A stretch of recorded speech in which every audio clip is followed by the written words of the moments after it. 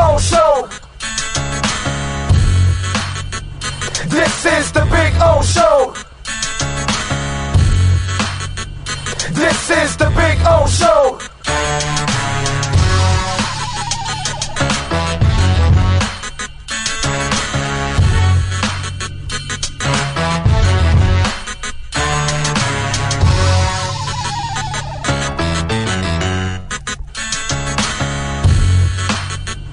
This is the Big O Show. This is the Big O Show.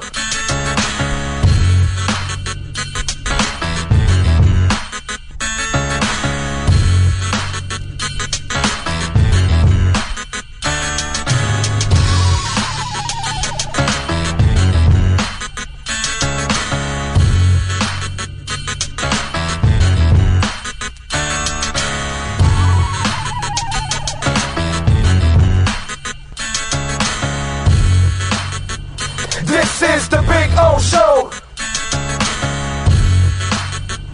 This is the Big O Show. This is the Big O Show. When you're ready to purchase a new home or refinance the one you have, American Dream Lending will make sure your loan experience is easy with fast approvals and quick closings. With many loan programs and competitive rates, now is the time to turn your dreams into reality. Ask about special financing for veterans. They never charge an application fee and you will work directly with one of their experienced loan professionals. Stop dreaming and contact American Dream Lending today. 786-802-1727 or online at adreamlending.com. Enjoy Miami in speed and style. Only on Thriller Miami Speedboat Adventures. Take advantage of special September Florida residence rate. Monday through Friday, you can book a tour on the biggest, baddest speedboat tour at 50% off. Must show Florida ID in order to get the discount. Tour special only available during September. Call 305-373-7001. That's 305-373-7001 to reserve your tickets on Thriller Miami Speedboat Adventures.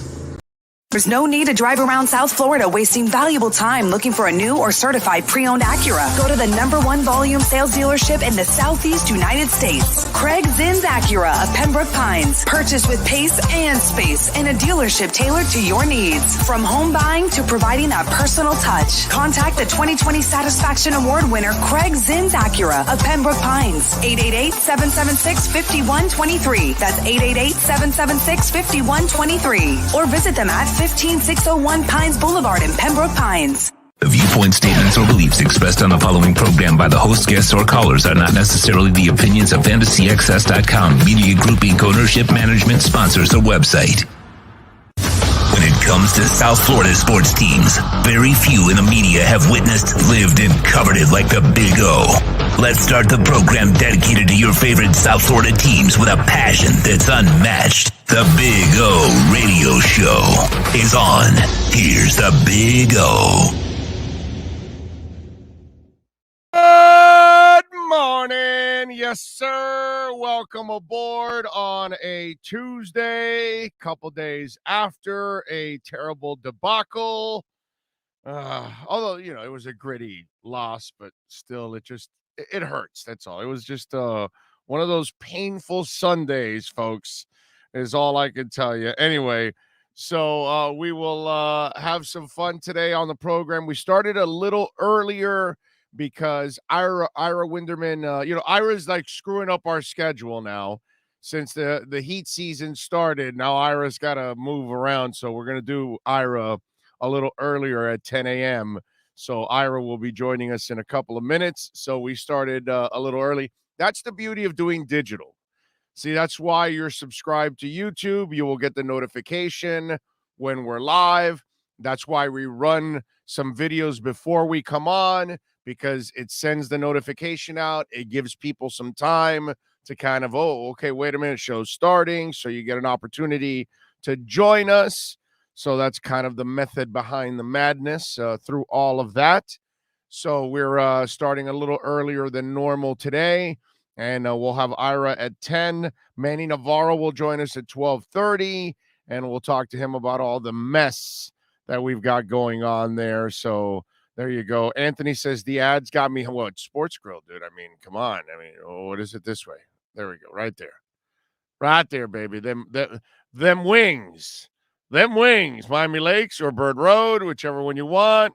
We'll be at Miami Lakes this Sunday, 11 a.m. with our pregame show. So you can join us out there. You can have some delicious wings, have a great sandwich, a wrap, salads, whatever you want to do at Sports Grill, you can do it. And at the same time, root on the Dolphins. Hopefully they can go 2-2 against the Colts this week. It would be nice. So please join us out there. As you see right above me, right? Good food, good drink, good friends. Come on out to Sports Grill, a proud sponsor of our show. So appreciate all of you keeping it locked. I see Steve Chapman was in first as always. Jamie Zorrilla in from San Jose, California.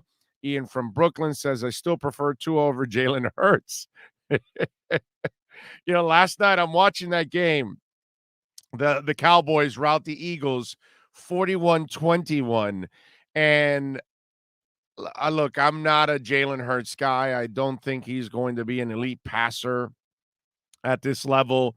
Now, listen, you can get away with athletes playing quarterback at times, depending on how good your team is. And yesterday, I'm wondering what Nick Sirianni, the head coach of the Eagles, is thinking. His running backs had a total of 3 carries in that game.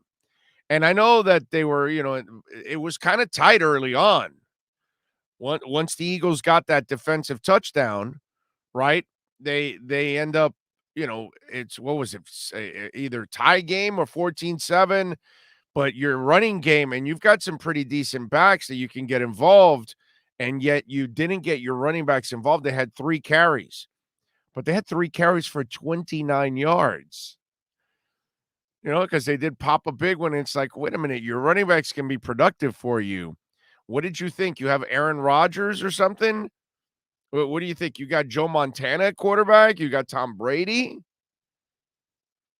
What do you got? Warren Moon?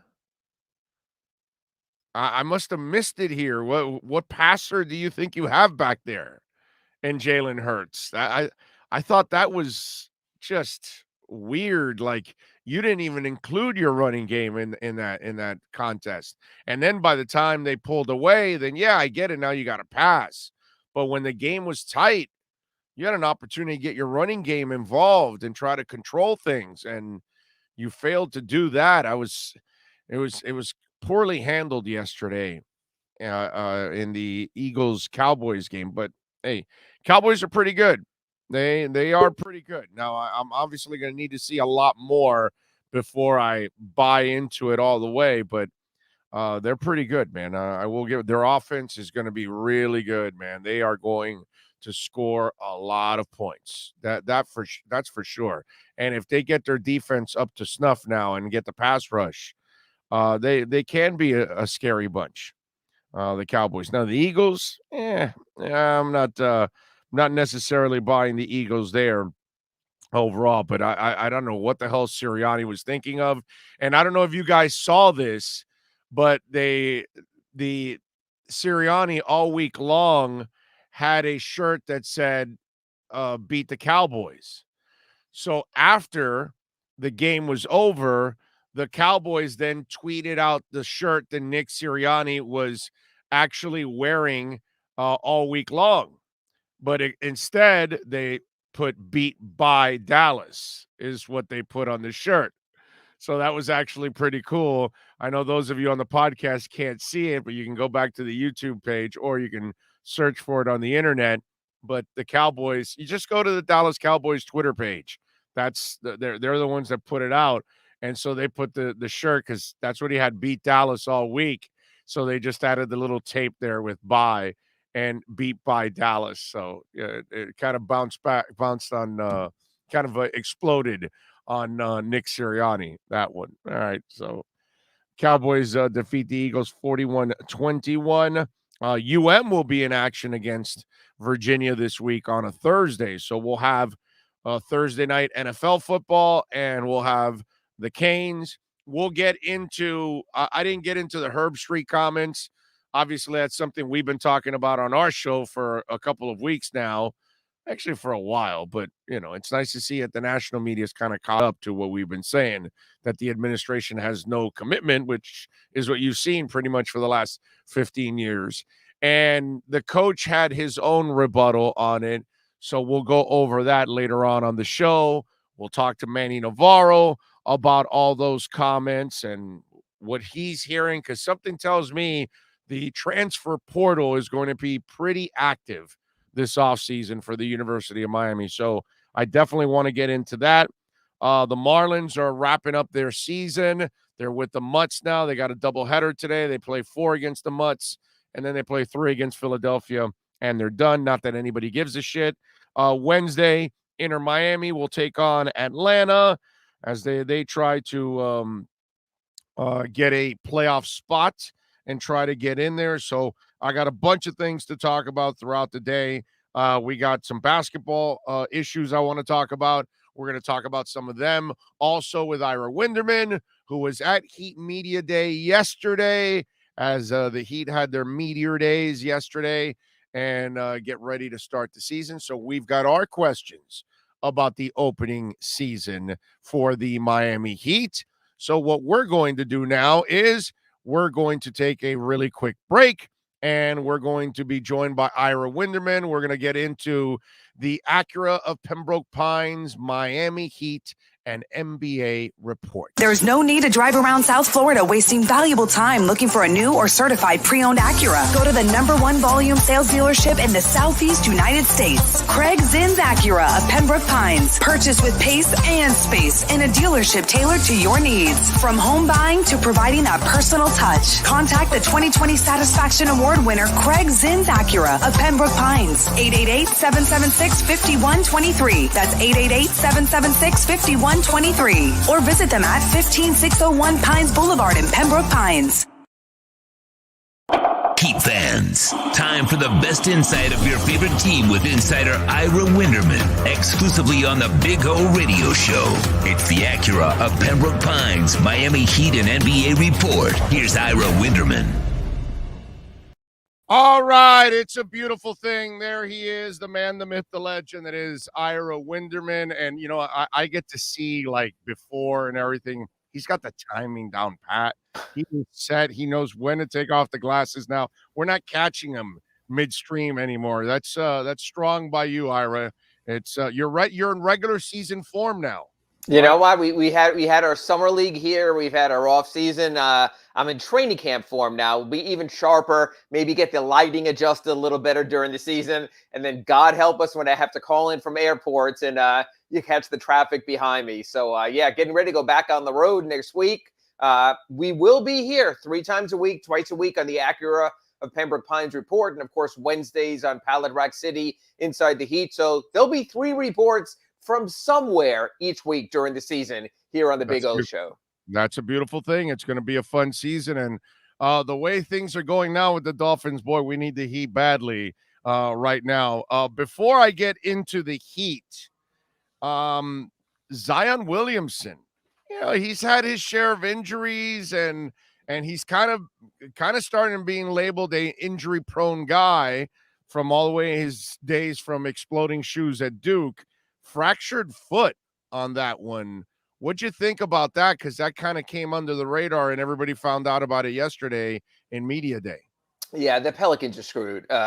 Between the coaching changes they've had, the front office, seeming almost dislike with Zion Williamson. And again, when they drafted him, that's a very unique body. As a matter of fact, I'm going to make a football comparison here to you, and that would be to Tua. When you get someone who's not the prototypic fit, when you don't take the Justin Herbert, when you don't take the guy who looks the part, you're going to wind up with these ancillary issues. With Tua, we've seen the ton of injuries. And you know what? We've heard from the get-go with that torso and that build and that amount of explosion that Zion's just going to be a different test case. Like you said, we saw the sneaker blowout at Duke. We saw the injuries early on with the Pelicans and now another one. So, it's really interesting. When do you get past the sort of injury-riddled, sort of injury-prone tag, or when's the time when you start going to yourself, yeah, we've got a problem here? It seems with Tua, It's been 1.5 seasons in, and everyone's on board. The guy is injury prone. Of course, you have the Alabama fallback there also. Sure. And I'm not sure it's not the same thing with Zion. So there's two things at play here, Big O. One, the Pelicans have done everything to keep Zion Williamson happy, almost to the detriment of team building. Whatever works with Zion is what they do. Two, because he's at the point now with the rookie scale where eventually he can go somewhere, are other teams going to be as active in pursuing this jewel on the free agent market? Or are they going to wind up going for a guy who could become their team's injury concern next? This body build, and we can go back to the Corliss Williamson types, the Charles Barkley types. It's a different approach to the game. It's dynamic, it's athletic, it's explosive, but it comes with a sort of part B problem list also. The exact same thing as Tua. When you sign Tua, you got his aggression, you got his creativity, you got his playmaking, and you got his injury history. It seems like it might be the same thing right now with Zion Williamson. All right, so let's segue from one injury history to another. What'd you think of Denver signing Michael Porter to that $200 million extension? How much of a risk is that considering injury history also? I think the baby steps they took with Michael Porter, him getting drafted later than they thought, giving him the ample time off, and then seeing the way he stepped forward. You know what? Oh, no one in New Orleans will say this, and no one in the NBA marketing machine will say this. But you could make an argument that Michael Porter Jr. is going to be and is a better player right now than Zion Williamson. And you see this in all sports. Yeah, when you come in with the hype at the start, you ride the hype until you realize there's nothing tangible there. And to a degree, the hype is being still ridden along with Tua. People still remember what he did at Alabama, and that's fine. And maybe it comes back. But right now, honestly, if you're asking me right now which of those two players I would take a risk on, I think Michael Porter Jr. has more of an NBA game than Zion Williamson. Now, you can build your team around unique. We have seen that done. Look at the Warriors. They built around this unique guy who's going to shoot 32-foot three-pointers, and it's worked. Steph Curry is not your typical guard. Let's face it. If you were to put Steph Curry in a lineup of today's NBA shooting guards or the all-time shooting guards, no one's picking the runt out of that group. But the Warriors decided we're going to go different. We're going to have a three-for-all. It worked out perfectly. So I'm not saying that going with Zion and building with Zion is the wrong thing, but you go all in and you sink or swim on one player if you take that approach. Perfect example, the NFL and the Herschel Walker trade. And you trade a gazillion first-round picks for a player who was past his USFL prime at the time. You wind up paying for it. Going all in is really dangerous, and you better go all in when you're absolutely sold that he is the guy. Yeah, and I'm with you because Michael Porter got injured where it's something that he can overcome in a way and have a normal career, whereas with Zion, you worry about his body and the force creating injuries. Yes. It's different. It's his game puts his body at risk, whereas normal players, even to Tua's sense, Tua doesn't put his body at risk. It's just that he is a smaller guy, so he is at risk to get injured. With Zion, you're almost scared every time he takes off from the floor because how he lands puts so much force and impact on his body and his joints that you kind of worry. So I'm with you all the way. The Michael Porter gamble seems to be the better gamble.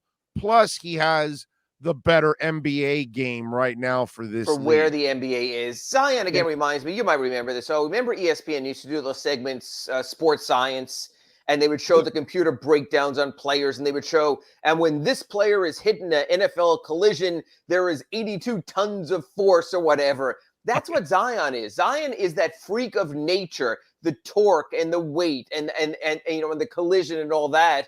The numbers are impressive. It's unusual. Now, what I will say is this. When you're in New Orleans Pelicans, you don't get a lot of bites of the apples. No free agents go to New Orleans. So when you get a guy like that, you pretty much have to build around him because it's not like you're saying, okay, we won't give him the extension. we're going to go out with our $30 million in the free agent market to get someone else, when all the free agents are going to go, yeah, you're New Orleans, we're going to pass. That's not a market where I can market, which has been Zion's concern from the get-go. So it's just a tough spot. David Stern put that franchise there, kept that franchise there because of all they went through with Katrina, and he felt it was the right thing to do. But, there's a lot of cities, even in my sport, in the NBA, when you wonder how the heck does that city have a franchise, number one, Sacramento. And number two, when you get past that, how are they going to keep a franchise going? Because this is a free agency league. This is a demand a trade league. No one's demanding a trade to Sacramento or New Orleans or San Antonio, or Indiana. So yes, if you go homegrown like the Spurs, you can have a ride like that, but you'd better draft great and you better stay healthy. A couple of years ago, before the pandemic, broke my streak of 21 straight years to the Senior Bowl. The last couple of years, Ira, every time I go, I find out if the Pelicans are home and can I get a game in since I'm right in Mobile and I'm close by. The last time I went, I bought a pair of tickets for me and my producer. We sat in the bottom bowl, maybe about 17 rows off the floor for $32 combined. Period. It's a nice thought. It's a nice story, but and the place was empty, and that's why I check, Ira, because I'll go to StubHub or whatever, and the tickets are they're giving them away, man. Right, and not a lot of sponsorship there, not a lot of buzz there, and I know they try to do the right thing, but you got markets like what the NHL is doing with Seattle right now. They would love NBA. Vegas has shown through, even what we saw this weekend, and just the visuals and everything, Vegas can support any sport. They'll deal with the weather or whatever. They'll be fine. And NBA players have been to cities where they've learned to control themselves. I was so wrong, dude. I thought the NBA was going to be the first league in Las Vegas. And then the others would follow. Baseball, I didn't expect ever there, but I expected hockey and football. I'm shocked that the NBA doesn't have a team. Considering how successful Summer League is, I don't think people realize the buzz that Vegas gets from Summer League. People love going to Vegas for the convenience that you can get around, that you ride the monorail to the football game, that you park at any casino and walk to a Golden Knights game, that you're right there, that you make a day out of it. There is enough population base there. It's a big, thriving city. So what I'm trying to say is I think there are cities the NBA probably would be better off in, but they have their loyalties. I understand that also, but in this era of TV ratings, in this era of free agency, it just makes it all that much harder. And that's why you should be glad we're down here where people want to be, where a Markieff Morris takes a minimum deal to come here, where Kyle Lowry tells every other team, don't even call me. I'm going to Miami. I've had this set up. This has been in the works. Tampa, no Tampa. I'm going to wind up being there anyway with LeBron, with Chris Bosh, with Ray Allen, with Mike Miller. We've seen it over the years. And for that, the Heat are very fortunate. And by the way, just to segue into the Heat, us Heat fans didn't get Zion, right? We didn't get surprised by any injuries yesterday, correct? Well, right? we did and we didn't. Because you know where I'm going with this, because we never get an example we never get a true answer with Victor Oladipo. He smiles, he nods his head. And this is why today at the first day of practice at FTX Arena, Eric Spoelstra is going to say, no questions of Vic. We'll let you know when there's an update. And I understand that because it really does seem to be a great unknown. I can't figure out this kid. I can't figure out if he's the kind of kid who's going to push every last ounce to get out there, even if he's 50%, just to show the commitment of wanting to be there and back in the game, or if he's been betrayed by his body so often that he's not going to come back at anything less than 95 or 100%. I hope it's the latter. And that's fine. But, you might hope that's the latter. But you know what? The latter might be in March, April, May, June, or July, and may never come again with the Heat. That's the problem. Well, okay, but I mean, if this is going to work, Ira, I don't think you're going to argue with me on this. If it's going to work, be careful with this young man. Let him completely heal. So that way, if you're going to try to have him for some kind of a stretch, it has to be the back end of the season leading into the playoffs. I don't need you to rush and get on the court in December and January and February. They don't need you. The team is good enough. I'm fine to with hold a that. I'm solid fine with playoff. that unless it's too late. Unless you reach a point of, and oh, you've been here for decades. Right, the end of March or something. I get what you're saying. Remember Alonso coming back so late in that season, and they had this great thing going, and Anthony Bad Mason move was by playing great, Riley. and Brian Grant. Zoe Yeah. comes back for the playoffs. They run out in the first round. At some point, you have the line. So you know what? Oh, I would agree with you with this. Victor Oladipo should come back when he feels like he can contribute, number one. But also in Pat Riley's office, there should be a line in the sand on his calendar, whether it's March 1st, March 15th, April 1st, the point of no return, the point of this is us. This is our team for the playoffs. Let's get it cohesive. Let's get it gelled, and let's move forward. So that's the thing. So, yes, I agree. On this show and our Acura Pembroke Pines report, maybe we won't talk as much about Victor in November and December, maybe a little in January, February. But by March, we have to talk about him because we will need answers at some point. I agree. I just hope they save him for the back end because that's when he could be something special. And I felt bad for the team that year because everything was going well with Mason being the center of the universe. And I understood what Riley was doing, but it didn't work out. It killed the offense. Well, you always think Joe wasn't in a groove at that time. Right. You always think a great player can find a way, but as you know, and you see this in football and other sports, you need your reps. You need to be out there. You need your conditioning. You need to be in playoff dude.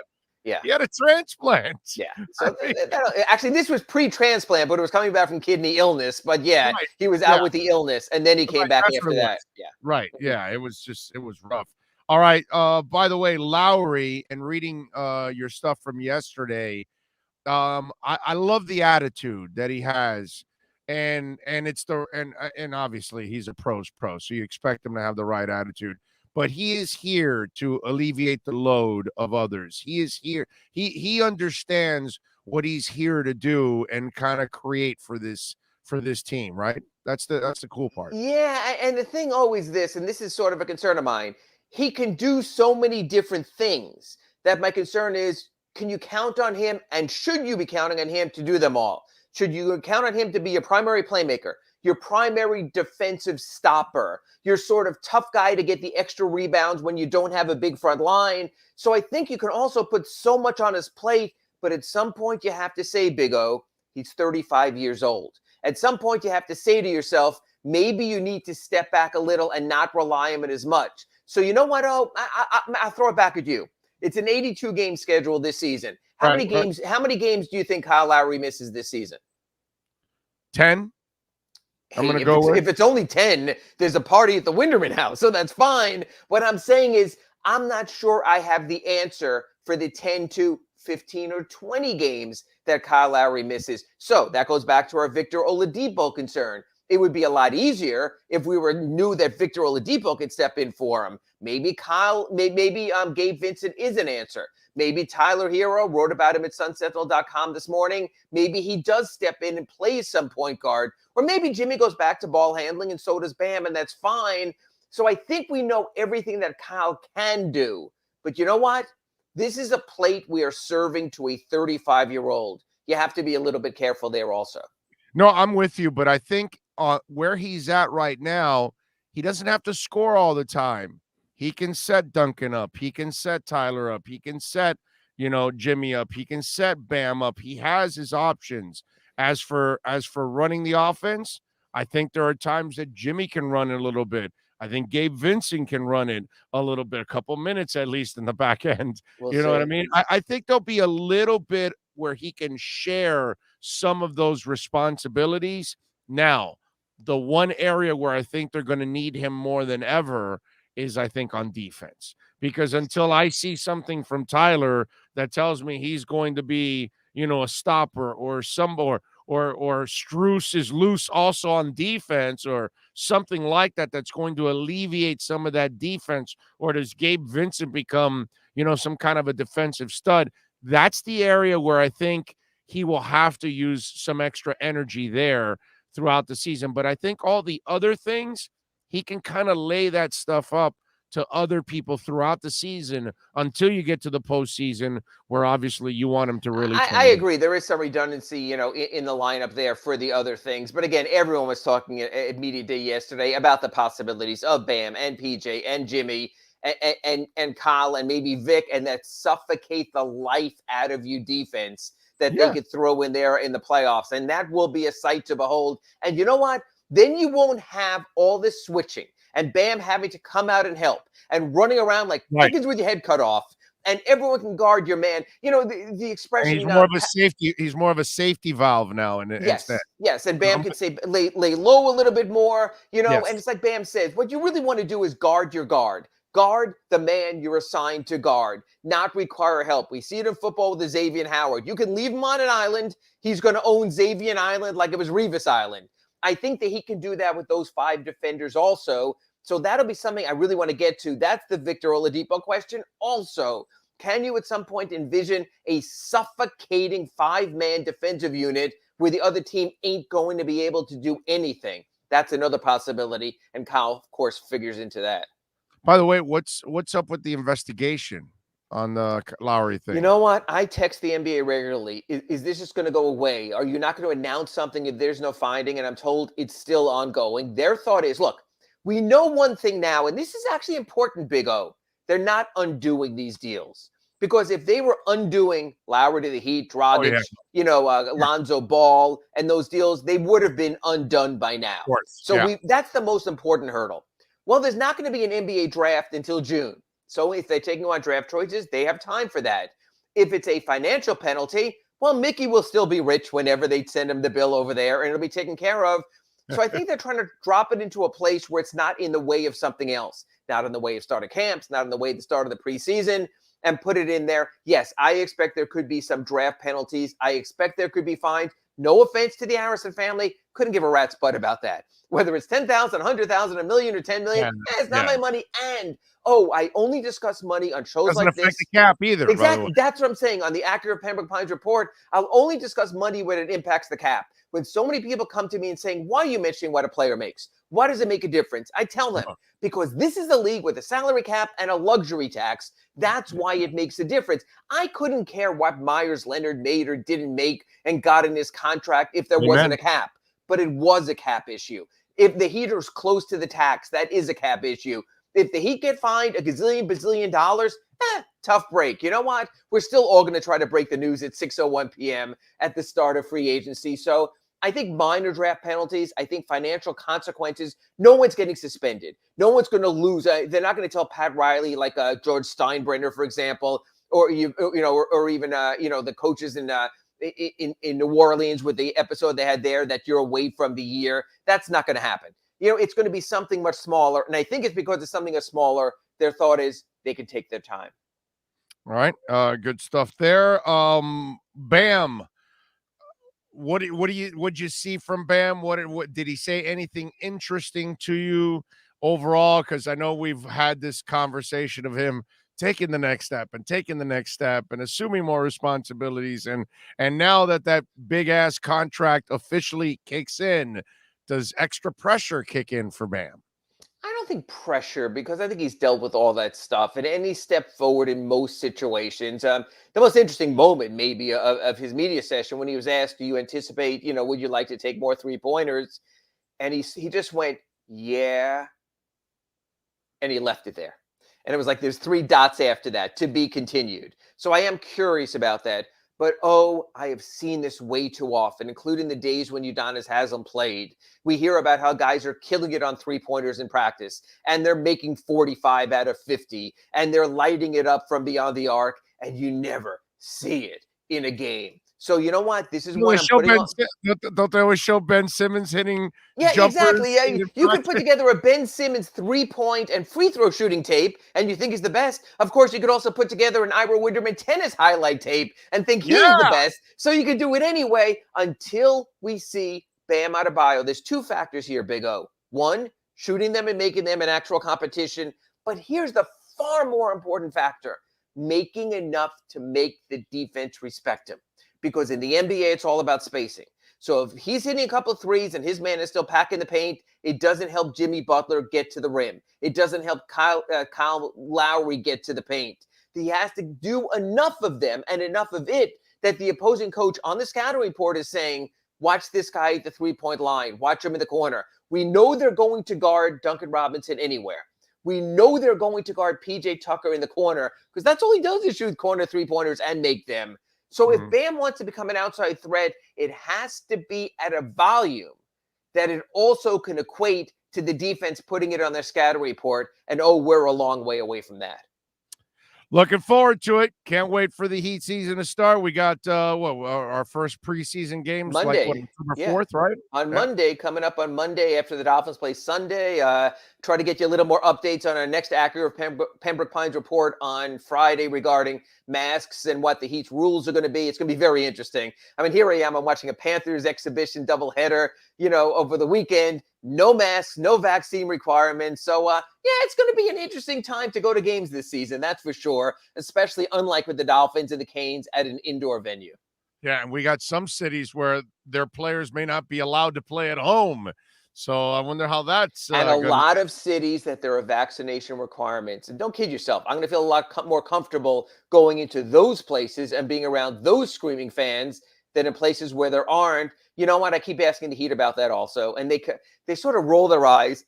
We're not going to comment. Look, the political situation here. You're not just fighting the NBA or the local people. You're fighting the governor. You're fighting the state government. There's so many things in place there. I don't think, honestly, the Heat, even if they wanted to, could impose and actually carry out a vaccine-only requirement, or the Panthers or the other indoor sports teams. So I think it's sort of caught with the political football also. It's a very odd situation. Bradley Beal, by the way, he stirred it up too. With his, what? I always defend the University of Florida players. If people know my son went there, I'm a big fan of the school. But to say that people are still getting COVID, it's like saying, yes, I got my flu shot this weekend. I might still get the flu, but I won't go to the hospital, God willing, with the flu because I have my shot. Yes, there's a very good chance on the 80 flights I've already booked this season and my layovers in the airports, I might catch a case of COVID being around others, but hopefully getting vaccinated means I won't be in the hospital. God, we talk so much about these players, whether they're role models or no role models. You know what, though? If you can't send the best message, don't send any message. Right. Stay quiet. Shut up. 10% of NBA players are not vaccinated. But there's a level of ignorance that they don't know any better. Yes. That's 10% are unvaccinated. So we know about Andrew Wiggins. We know about Kyrie Irving. We know about Bradley Beal. But we also don't know about 20 or 30 other players. That's one thing. If you don't have anything good to say, don't say anything. If you want to take your approach, Jonathan Isaac or whatever, do it your own way. But don't start arguing. And I don't mean to do, there's a lot of bright players in the NBA, Big O. But I'm going to get my medical and my scientific and my empirical evidence from someone else. No offense. But I'm never going to go to Dr. Fauci and ask him to show me a crossover dribble. So I know who to go to and who to ask. Yeah. So we could come up with an all DeSantis team now, with Beal and Wig. All right. That's another conversation. Anyway, Ira, thank you as always, my brother. Appreciate you. We'll catch up. Off to practice tomorrow, full hour, 9 a.m. with Clay Ferraro, Pallid Rock City, Inside the Paint. We'll touch on this and a lot more, get Clay's vaccination status. And who knows, by then we might know where Ben Simmons is going to play next season. Who knows? Ira, be good, my brother. Thank you, Big O.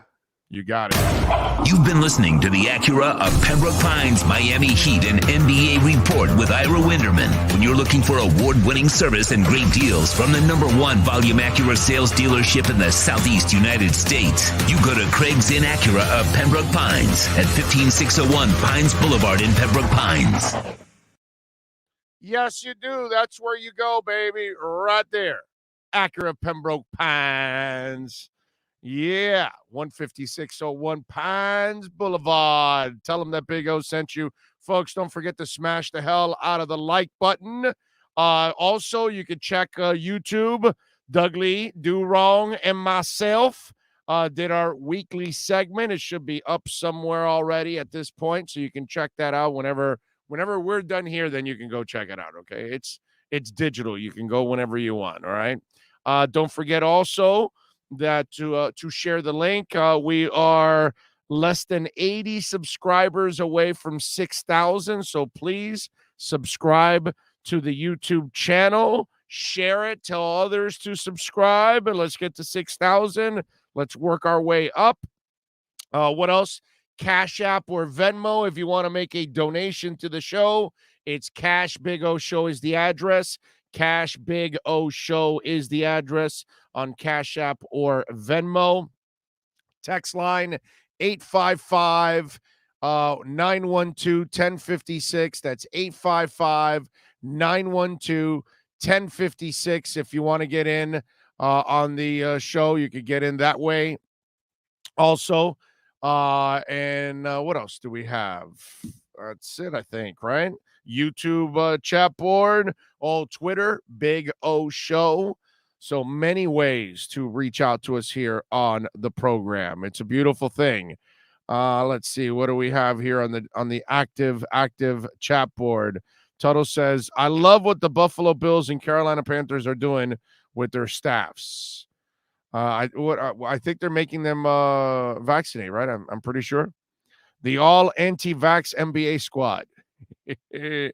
Let's see. Tuttle says, same with Jimmy Johnson at the U, Miami and Dallas Cowboys. Your assistant coaches make you or break you. Yes, they do. Let's see. What do we have? Tuttle and Andy are like going back and forth like with 4,000 texts. Brendan Grogan is in. A little Top Shot.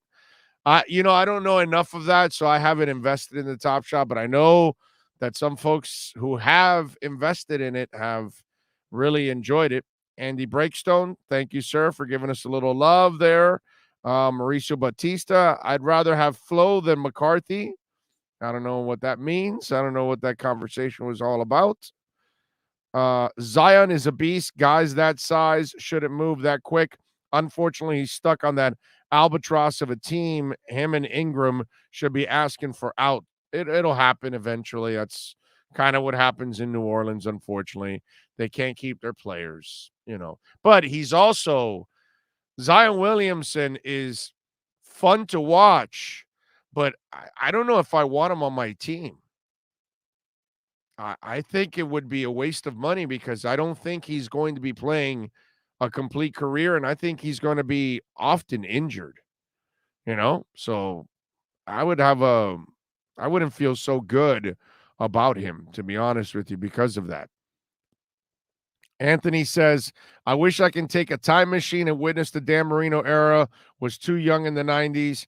Thank God for NFL Throwbacks YouTube page. Well, we'll try the 80s also, Anthony. Okay.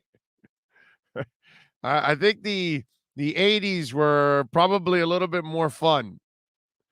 The 90s got a little more depressing because the Bills were so damn dominant. You know what I'm saying? We had pretty good teams, but damn, the Bills were good. They were really good. How that team didn't they should have had one title. Norwide ended up screwing it up, So what are you going to do? I watched the Chargers game recap. Herbert was very impressive over the big win against KC. Threw 4 touchdowns. I mean, it's what it is. Thomas Jensen, Big O, I have zero confidence in Chris Grier signing good free agent offensive linemen next year. What are your thoughts? Thomas, what can I tell you, my man? Right now, nobody, all of you folks have jumped off the ship. You've abandoned everything. The season's over for you guys. You don't believe in anything. You don't believe in Tua. You don't believe in Coach. You don't believe in Grier. I mean, what am I going to do, dude? There's a mob mentality right now. And unless they start winning and turning things around, nothing's going to change. And it's only going to get worse. So what can I tell you? I'm not ready to give up on anybody. Not Grier, not Flo, not Tua, not the offensive line. I haven't seen enough yet. I got to give them some time. And 10 games for a quarterback isn't enough. We're starting the second season for some of these linemen. Some of them, it's their first time that they're going to get a complete season of play. I'm sorry. I'm not ready yet for all of that. I get it. It looks terrible right now. Everything looks terrible right now. So Grier can't find any talent. Flo can't coach. He can't find assistant coaches. Tua is injury prone, which is something we already knew, and he's injured. So right now, there is no defense of anything. I I said it yesterday. I'm not here to convince you. You're already convinced. You already, by the way you're telling me, you're already convinced. So I can't do anything already. You've walked off the ledge. And if they start winning, then we'll get you all back on again. And nobody will know that you got off because nobody's tracking your statements or none of that. So it's all good, man. I get it. There's no confidence right now in the Dolphins. Period. I understand that. The game week 4 is critical, Big O. We've got to come out in the first quarter of the season. If we do, we will be back on track. Do you think the pass rush will get off this week? Well, they're playing against a guy with no ankles. I mean, Carson Wentz has got both his ankles taped up. He's more injury prone than Tua. I mean, if they can't pressure that guy, and what can I tell you? They got to win this game. They have no choice. They lose this game, and it becomes hell here in South Florida for Chris Grier, for Brian Flores, and the team. I mean, the guys probably shouldn't even go out to the supermarket. 4th and Goal says it's always change and it never improves. Same old, same old. It's hard to keep the faith. There you go. I told you guys, I can't sit here and try to convince you because right now there's nothing to convince you with. I talked about this with Doug Lee yesterday. I'm not ready to give up on the team because I look at everything that's going on. And like I told you, a lot of these players haven't had enough time to prove themselves. I look at what happened in that Buffalo game, and if people actually did their jobs in the first half, it would have been either tied or Miami leading at halftime. And maybe we're talking about only a bad second half against the Bills. This past week, you give away a safety on a stupid play by the quarterback, and you miss a field goal. Those 5 points made the difference in the game. Plus, you didn't call a penalty on Waddle in the back of the end zone at the end of the game when it was clearly a penalty, and they swallowed the whistle, which would have put the ball at the 1-yard line. I mean, there's a lot of things that could change the outcome and the way we look at things this season. And so I'm not ready to give up on these guys. And after that 35-0 ass kicking, they come back, show you a lot of character, and they fight in this Raider game and had every opportunity to win that game. I almost feel like Miami either gave it away or it was taken away from them. But that doesn't do anything for any of you out there. It doesn't convince you. It's not going to make you feel any better. It's just going to feel like an excuse. It's going to feel like you're just reaching for something.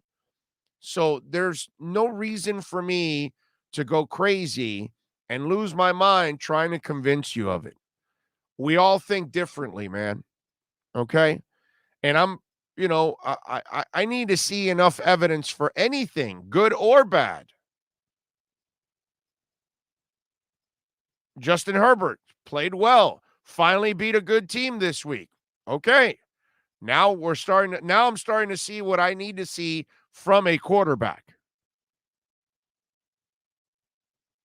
But I don't fall in love with the situation or say right away that the person's arrived because they came up with a couple of good games or even a season. It's when you do it for a couple of seasons when I start to believe that you're a player, finally. So good or bad, I need enough evidence. That's just the way I roll. And, I remember with Omar. Omar and I, we don't always agree. We don't always have to agree. It's sports. He gave up on Jay Ajayi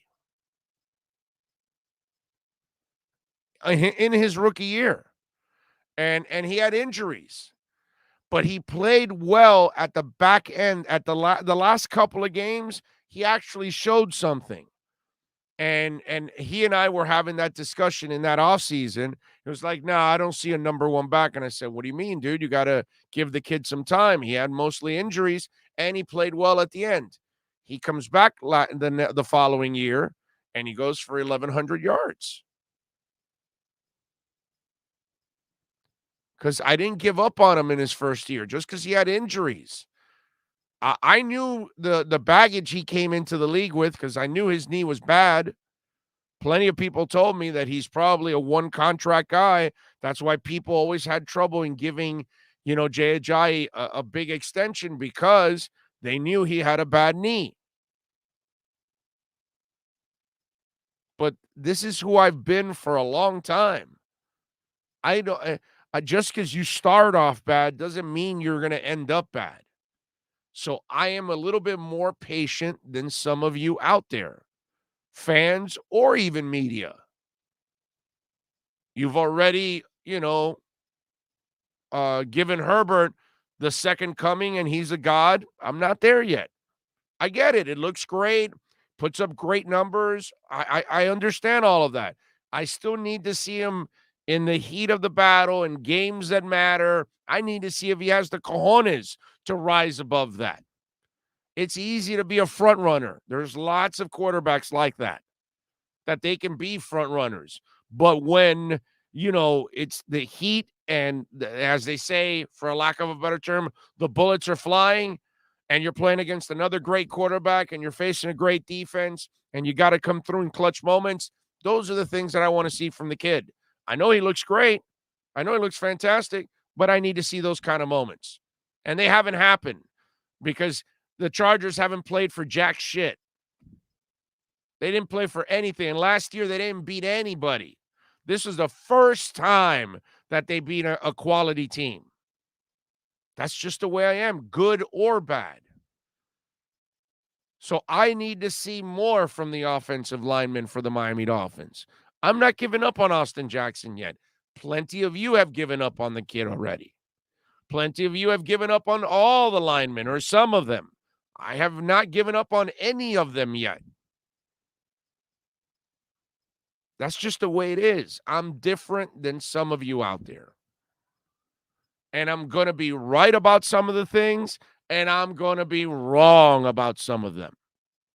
Right? You were all, how many people were against me for Albert Wilson? Right? Most people, most of you all fell in love with him in shorts. Don't give me that shit. Of course, nobody's tracking what you're saying, so nobody's going to know anything. But all of you were jamming on me. Oh, don't you see it? Don't you see it? Don't you see it? And I said, no, I don't see it because he hasn't proven it to me. And so far, I'm still waiting for him to prove it to me. Sometimes it seems like you're going against the grain, but maybe you're not. You're just showing a little bit more patience and saying, no, I need to see more before I make that declaration. That's it. So I cannot talk you guys off the ledge. I'm not going to be able to. You're dead set on it. You've made up your mind. Flo can't coach, can't find coaches. Tua's done. Chris Greer sucks. Everything else. Ross is a terrible owner. He should sell the team. I cannot convince you of any of that stuff. Let's see. Art Zimmerman says, Albert, not just shorts, but half a season with Miami, he was on fire. Many of us were holding on to that potential in Albert. Art, he has 700 yards in 2 seasons, bro. He's never scored more than 4 touchdowns. I don't know what the hell you're talking about, bro. He's been in the league already now 7 years. How much more? Well, what's so fantastic? That he had a couple games? Come on, man. Didn't I just say that when you do it for a couple of seasons is when I believe that you've actually arrived. You're talking about a couple games. That's the difference. How about this, Art? You're just wrong. That's all. You're just wrong. All of you were wrong about Albert Wilson. That's all. Dead ass wrong. Just say it, bro. Don't give me this bullshit excuse. Oh, we're hanging on to this or that. Oh, get the hell out of here. Hanging on to what? A guy that's accomplished nothing in the NFL because he's caught a couple of touchdowns, because he had a couple 100 yards? Get the hell out of here, bro. Just say you were wrong. That's all. You were wrong. Albert Wilson's not one you count on. He's nothing more than a complimentary player, a fourth wide receiver, a fifth wide receiver. That's why Kansas City said, dude, we can replace you like nothing. And they did. Please, just say you're wrong and that's it. That's all. Dude's inactive. Had every opportunity. Inactive. Move on. Cut his ass already. You need the roster spot for something else. Miami fans are so deprived in success, the fans have no patience. Yeah, well, what can I tell you? Flores is a good coach, and the Dolphins will find a way to win games with this team. So Brennan has a little hope there. Tuttle says, yep, guilty of falling in love with Albert Wilson's speed, blind-ass fan alert. There we go. See, at least Tuttle has the guts that Art Zimmerman doesn't have. Just admit it, dude. That's all. You fell for the banana in the tailpipe, a guy that's never done anything, and you keep waiting for something from a guy that's done nothing. Because he had a couple of moments. He had a couple sips of tea in the NFL. So now we're going to fall in love with the guy and make him out to be something he's never been in his career. Come on. I mean, give me a break. Okay, I'm wrong. 14 games left. At this pace, he won't be on this team for 14 games, my man. He was inactive this week. What do you think happens once Preston Williams is completely healthy? What do you think happens? How does he get active when he doesn't play special teams and doesn't help you? That I've been talking about this the whole time for weeks now, that he's only a receiver. So if he's only a receiver, he must be one of your top guys. And if he's not one of your top guys, you cannot keep him as a backup because the other guys help you out on special teams, and he does nothing on special teams. He'll be cut soon.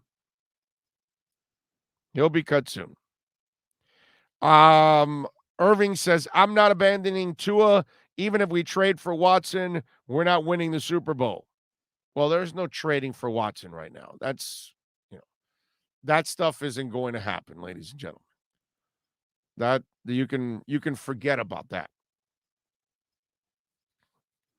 We'll say this. Maybe the worst thing that happened to them was 10-6. Because you go to the teardown and then you finish really strong at 5-4 and you beat the Patriots. And then you come back the next year and you win 10 games. What most people didn't think would happen. Well, I was wrong. I thought maybe they were a 500 team, right? I think that's what I picked. I'm pretty sure. I think I said around 500. And they go and win 10 games. And then that raises the expectations. And you now are expecting the playoffs or hoping for the playoffs. Guilty as hell. And maybe we were unrealistic. Maybe they were too young for us to have those kind of, expectations. And like I told you just a little bit ago, when I see somebody do it for a couple of years, that's when I believe they've arrived. Well, Miami won 10 games. Maybe I should have waited for another double-digit season before I say they've arrived. You know what I'm saying? And maybe this is a correction Like we were talking about before, in crypto, you have a parabolic move, and usually when you have a parabolic move, you will then have a correction where it will come right back down a little bit and kind of stay at that level for a little bit before it starts to climb again. And maybe that's what this season is. This season is the correction before you're able to take the next step up. And I should have waited for another season to kind of prove that, okay, you have arrived. You are that team. I can have those kind of expectations. Is it my fault? Is it your fault? Is it our fault that we expected too much? Or did we have the proper expectations? They're just underachieving and not meeting their potential. That's kind of the way the argument has to be. That's kind of the conversation right now. Did we overestimate this team? It seems like we did. Or are you convinced that they're not reaching their potential, that you can get a better offensive line coach that would get more out of 4 young players and a journeyman, an often injured quarterback, a defense that still really hasn't proven that without blitzing, they can actually get a pass rush. Emmanuel Ogbah, who had 9 sacks, he's trying to prove, remember what I told you, right? You need 2 years to kind of prove that you have arrived. Emmanuel Ogbah has only had 1. He's accomplished a lot more than Albert Wilson. Albert Wilson has yet to have 1 really good season. So Ogbah is close every week. Close only counts in hand grenades and horseshoes. So did we overestimate this team? Is that what it is? Or is Flo not coaching them up well enough? Is it that is it in your eyes the offensive coordinator's the problem, the O-line coach the problem, the head coach the problem? Is it that the personnel's not as good as we thought it is? Is it that the personnel is still too young to kind of get to the point where you need them to be? Do you still feel this young personnel has more potential? They just need some time to kind of get there. See, those are the questions we have to ask ourselves now as we kind of, as the Mad Dog used to say, as we take inventory of the situation and we start to look around. Okay, wait a minute. What did I do? Did I screw up here? Was I unrealistic about this team? Or no, I'm looking at it realistically. They're not achieving what I think they should be achieving. But 10-6 did that. 10-6 created this monster that we have here now called expectations. And 10-6 then puts us in a position where we're now pissed off because they're not meeting our so-called expectations.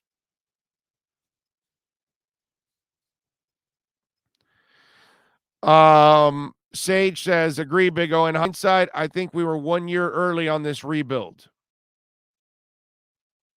Giovanni says, Finns lack experience. You can't put a team together in 3 years and gel.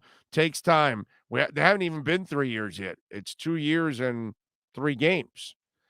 You cannot hit on every young guy. It takes more time, especially a newbie offensive line. Long haul rebuilds take time. They're raw. So Giovanni is in a spot where he says, we overestimated. Antonio says, I still believe Dolphins can make the playoffs this year, Big O. Still early. I believe in the coaching staff. So some of you are still in the hopeful area, and you're showing some patience. Willie Maldonado says, this team is very young and needs time. Art says, the problem is youth, inexperience. Our O-lines are just pups. I'm surprised. Pleasantly surprised and I'm seeing a little bit more patience. Yellow Arrow says Chargers have Broncos, Raiders, and the Chiefs in their division.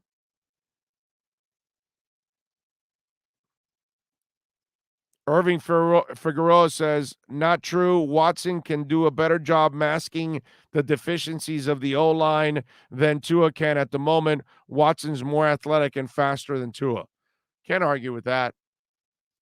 I don't know if he can carry the team, that is so young, because he's going to take some shots too. But you are right. He's going to be able to make more plays than either guy you have right now. Yes. You can't argue with that. If you watch that guy play, that guy's a player, man. He's special. You know what I mean? He's definitely sick and he has some problems. Don't kid yourself. Deshaun Watson's got issues. He's got some serious issues. But there's no doubt he can play football at an incredibly high level. Brennan Grogan says, issue is the draft picks have not been immediate impact players as we were expecting, but they can still develop over time. Another very, very truthful point on your part, sir. Watson needs to focus on his 22 accusers, not football. Well, apparently he's focusing on vacation with his girlfriend out in the Caribbean is what he's doing. Ab says 10-6 didn't create nothing. People's minds created something. That's the problem, because people love to be delusional. I wish I could argue with you on that one, man. I can't. I like what I saw from the running game. Line seems to be better suited in run than pass protection. That's what Tuttle says.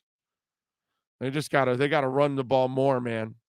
That'll help every quarterback. That'll help the passing game. That'll help everything. Pat in Asheville says, right now, no one is thriving. Flo can turn it around, but it's concerning how slow they start every season. Well, no, they did not. This was their fastest start, Pat.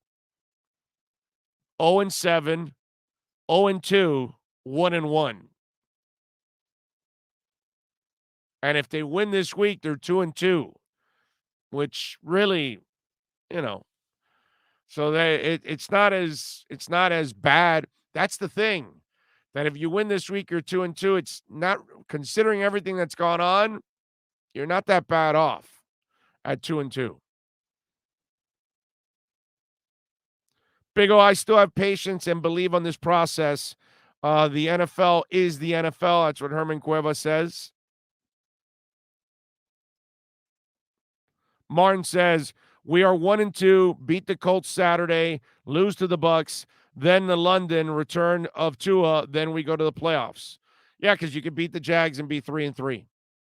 And then you've got 11 games left, and you're 3-3. And you got plenty of time to turn it around. Look, it's what I told you guys yesterday. Or Friday, I think it was. The idea is, let's get the line better over the next couple of weeks. Try to run the ball more. Try to get better in pass protection, which they did this week. If you're able to do that over the next couple of weeks, when you do get Tua back, you will have a better offense because he is much better than Brissett already. I don't care what anybody tells me. I watch Brissett. He is way too slow to the way he reacts to everything. That's not the guy you want to build on. There's a reason why Indy said, yeah, we've seen enough. We're out of here. We're done. Thanks for the memories. Mark says, way too early for the fatalistic doomsday Dolphin scenario. Let's get these players to gel and keep the development in motion. Let's have a balanced attack on Sunday. Go Fins. Austin won't shut up says, even if all of those encounters Deshaun Watson was accused of were completely consensual and therefore legal, it's still incredibly messed up because of the power dynamics and the amount of people he hired. No, but he has a problem. He has a problem. Oh, and I'm sorry, autism won't shut up. I'm sorry. He has a problem. I think I said Austin. I apologize. He's bad. He's sick. There's no way around that. I don't care what you think. When you're calling that many women for sex and you are who you are, look, I get it if it's a single guy and he's a nobody and he doesn't have a lot of social skills and that's the way he can meet women or whatever, and he needs to get his rocks off, fine. But when you're a famous person and you should know the consequences and the amount of trouble that you're putting yourself in, and you continue to do that, and you have a beautiful girlfriend on top of all of that, you got problems, dude. You got problems. And it's that girlfriend must not be satisfying some kind of need. I'm just saying, you got problems because you're that stupid to put yourself in that kind of risk from anything, from COVID to some kind of STD to pregnancy to lawsuits, obviously. I mean, forget about if he committed a crime. He's opening himself up to all kinds of other things too. And you're Deshaun Watson. Like, that tells me also you're not very smart. Like, it didn't like jive in your head that, dude, I'm setting myself up for something. I'm going to end up picking up some woman that she's going to know who I am, and she's going to want to go after my money, and she's going to make up stuff. Just that alone. Forget it. Obviously, if you committed a crime, they should go after you. But you're that stupid to put yourself in that position. You got problems. You got serious problems. So for all of you that, you clamor for the guy, I mean, it shows like you don't really care. You just care about the team winning. You could give a rat's ass that he might assault a woman away from the building. As long as he's scoring touchdowns for your team and helping the Dolphins win, you could give a rat's ass if he actually rapes somebody. That's basically what you're telling me. I'm just saying. None of us can say for any certainty that we're sure he didn't assault any of these women. None of us can say, just like that scumbag. What's the name of that old fart that's a big time producer? He's in jail now and he's all messed up. Weinstein, Harvey Weinstein, that scumbag who used his power to abuse women. These kind of people do this all the time. Cuomo in New York. Look, I don't care if you're a Democrat or Republican. I'm the wrong host, okay? So I'm going to jam on both sides. This isn't something that I pick on one side or another. If you watch this show enough, you should know. I pick on what's right and what's wrong, okay? And that scumbag Cuomo there using his power because, it's the same thing that Trump told Billy Bush in that conversation that was recorded. All of these men use their power to abuse people. What's this scumbag? The guy that the Panthers put in front of their sweater. That guy was abusing kids because he used his influence to put himself in that position. And then because they're so famous, these people feel like they're at a disadvantage, that if they don't give in to this person, that, it could be worse. Or when it does happen and they're cornered, then they don't want to say anything because they don't want to go through the embarrassment of being in public. What's none of you came up with his damn name now? Now I'm forgetting his name. The guy from the Panthers. He's not has nothing to do with the Panthers, but somebody put it like on a meme. I forgot a couple years ago. The hell's the name of the guy? But this is what I'm saying. So Deshaun Watson's got issues. Don't kid yourselves. It's disturbing. Yeah, R. Kelly. Perfect. Another one. You know, they're in all walks of life, bro. Politics, entertainment, music, sports, doesn't matter. Doesn't matter. They're all those monsters look the same. They might be different colors. They might have different professions. One might be taller than the other. One might be fatter than the other. Whatever. But all those animals are all the same. Every one of them. Kevin Spacey. Thank you. Damn it. Appreciate it. Another dirtbag. What Brissett really needs to discover is a couple of offensive linemen to hide behind. Dieter's the only one consistently blocking. Moving Hunt to right tackle would give him 2. Neil Rogers did an entire show about the mentality when he was at QAM and Roy Foster hired OJ to be part of his golf tournament. Yes.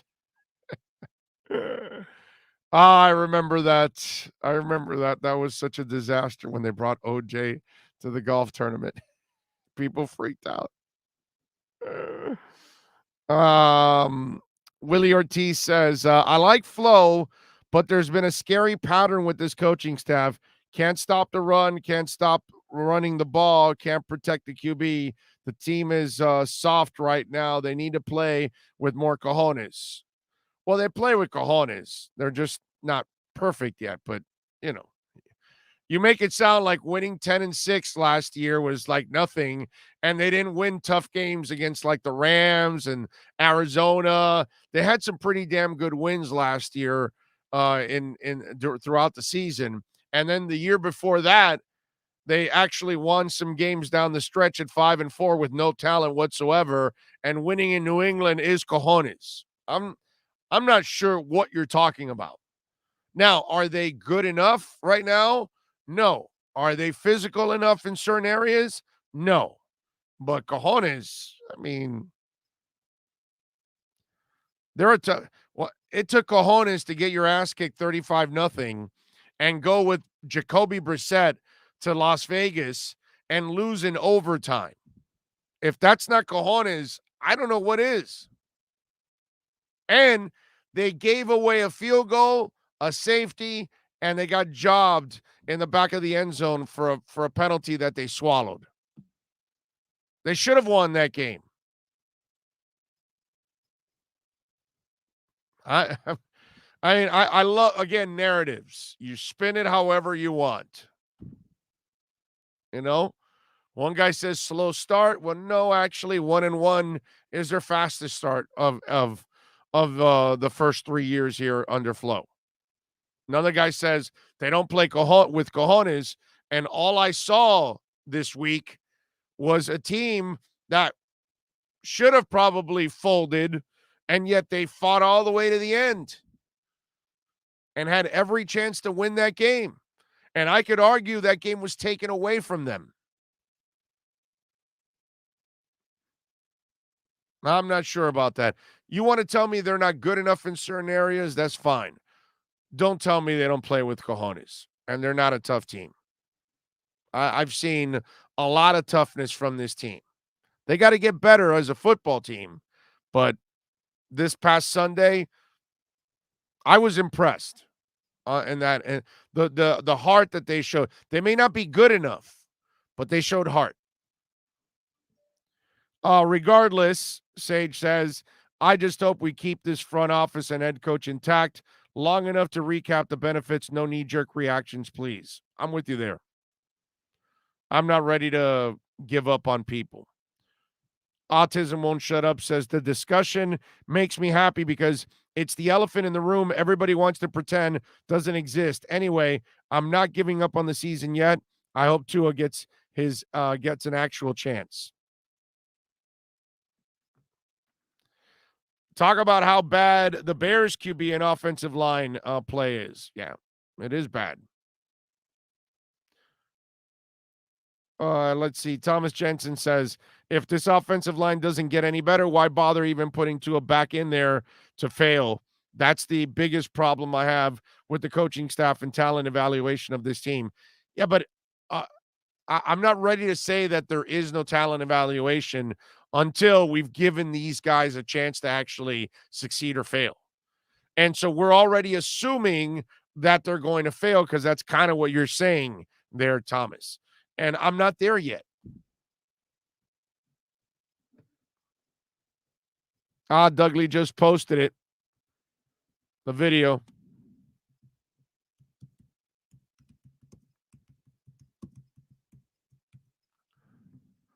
So we are reposting it there for you. Let's see. 50-year-old Finn fan here. Hard to take. I wonder why B-Flow has to hire so many coaches. They seem all right, but Flo fires who wants to work for him. I've kind of explained this already, Curtis, several times.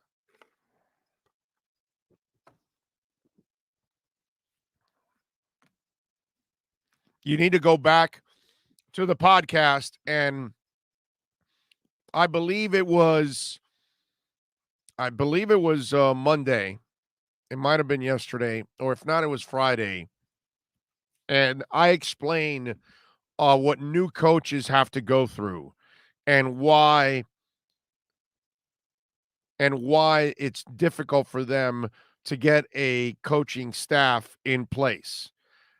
In other words, name a rookie head coach that the first staff he named is the staff that stayed with him right all the way through and won playoff games and a Super Bowl and everything. Doesn't exist. But I explain why thoroughly the challenges of new coaches and the challenges of coaches like Flo, which it's even harder for him. You may want to listen to that one. And then I think you'll understand. Now, you may not want to agree with it. You may call it complete bullshit. You may understand what I'm trying to say. Whatever you want. I mean, how you want to interpret it, that's up to you. But I suggest you go back and listen to it because I explain it thoroughly why Flo and coaches like him struggle to get an entire staff. And it takes them a while, always. Check it out. Let's see. What else do we have here? Big O, how are you going to give up 35 yards rushing in OT? They don't make plays when it really counts. Okay, they had a few bright spots last year, but then when it mattered in Buffalo in Week 17, they folded. They weren't better than Buffalo. Well, I'm not sure what you're seeing, but they're not better than Buffalo. They're not supposed to beat Buffalo, dude. Buffalo's way better than Miami right now. Last year in Week 17 and right now, Buffalo is a Super Bowl contender. Listen to me again. Buffalo is a Super Bowl contender. And if you think they're at that level at the end of their second year in rebuild, you're out of your mind. Why? Because they won 10 games? And if you thought this year they were a Super Bowl contender and they were at Buffalo's level, then you're, delusional. Now, could they get lucky and things go well and beat Buffalo? Sure, they can beat anybody. They can beat any team on their schedule. One game? Sure. Does it make them better? No. So if you wanted to tell me, can they get lucky? Okay, I can tell you, yeah, of course they can get lucky. A couple turnovers here or there, changes the complexion of a game, boom, over, you win. But if at any point you thought they were at that same level, you're part of the problem. That's what I would tell you. And if you had any of those expectations, like you belong there, you're part of the problem. Because they don't belong anywhere near Buffalo right now. Those are the facts. They've been at this for 5 years. Miami just completed their second season of a complete rebuild, which Buffalo did not do, which no team in the NFL pretty much has done. And I don't know how long. You would need an expansion team pretty much to do what the Dolphins did 2 years ago. So that's kind of, this is what I was just telling you about what happened last year and how it kind of rolls over, and the 10-6 kind of clouds our judgment, yours truly included. And if you think that Miami belongs anywhere near Buffalo, then your judgment is clouded. You're, as we affectionately like to call blind ass fan alert. Look out, everyone. We've got a blind ass fan coming through.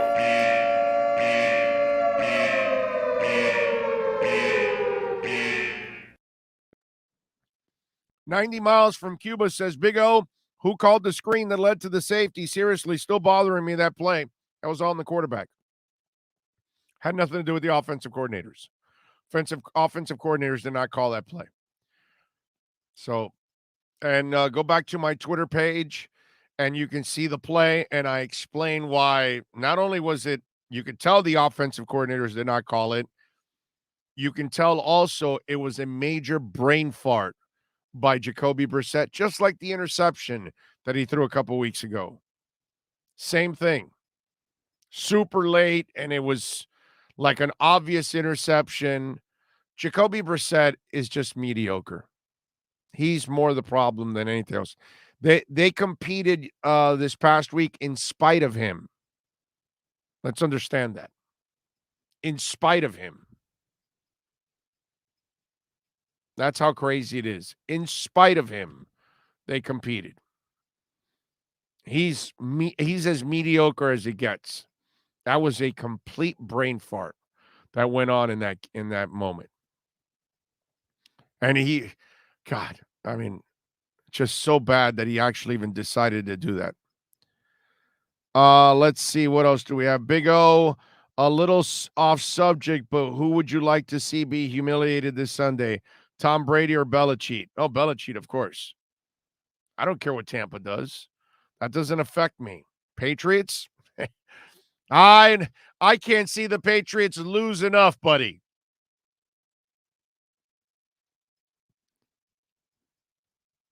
Oh, I thought the most innovative offense was under Chad O'Shea, but he was let go for Gailey, who was criticized for being too conservative.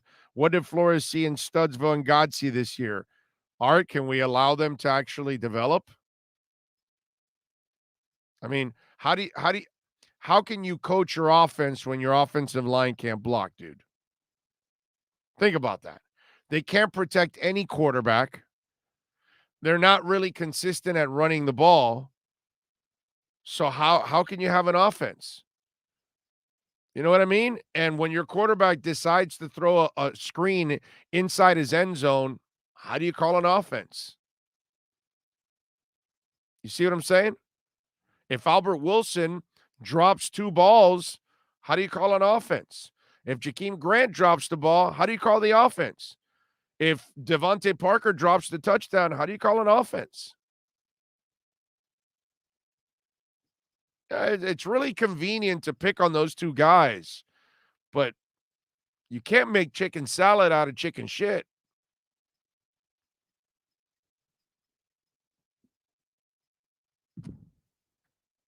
I just find it like really lazy. So many people are laying it on the offensive, and the offensive, by the way, the 2 offensive coordinators.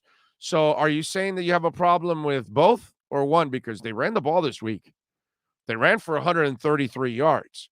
One running back had 5 yards to carry. The other one had 4. I'm sorry.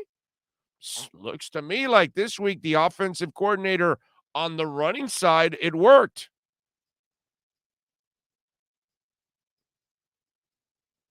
So what did he see in him? I don't know, but he got him to run the ball this week. They should have ran it more. These are lazy takes. And it's just not art. There's a ton of you out there that are just talking shit about the offensive coordinators. And you make it sound like they've got the Dallas mid-90s offensive line, and they've got Marino at quarterback, and they got Walter Payton at running back, and they've got D-Hop at wide receiver, and they've got George Kittle at tight end, and on the opposite side, they've got Mark Clayton. Will be a hell of an offense, by the way.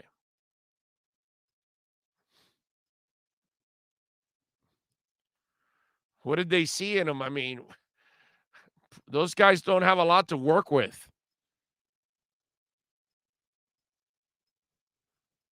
Paint me the Mona Lisa, but I don't have any paint. Here, use some fudge and that toothpick. Huh? How am I supposed to paint the Mona Lisa with fudge and a toothpick? I don't know. You're the artist. Is that what we're doing to the offensive coordinators? We'll give you brain-farted Brissett, an offensive line that's Swiss cheese, no real stud at running back, solid players, but no real stud, wide receivers that drop the ball left and right. Make some magic. Yeah, because, the offensive coordinator drew up the perfect play. Brissett actually threw the ball right. It went right to Devontae Parker's hands, and he drops it. It must be the offensive coordinator's fault. Why didn't you give him Stickum? What's wrong with you? Didn't you meet with Fred Biletnikoff before the game? Didn't he give you a little Stickum? Give it to Devontae Parker. And by the way, hand it off to Albert Wilson and the Jakeem Grant and the Jalen Waddle.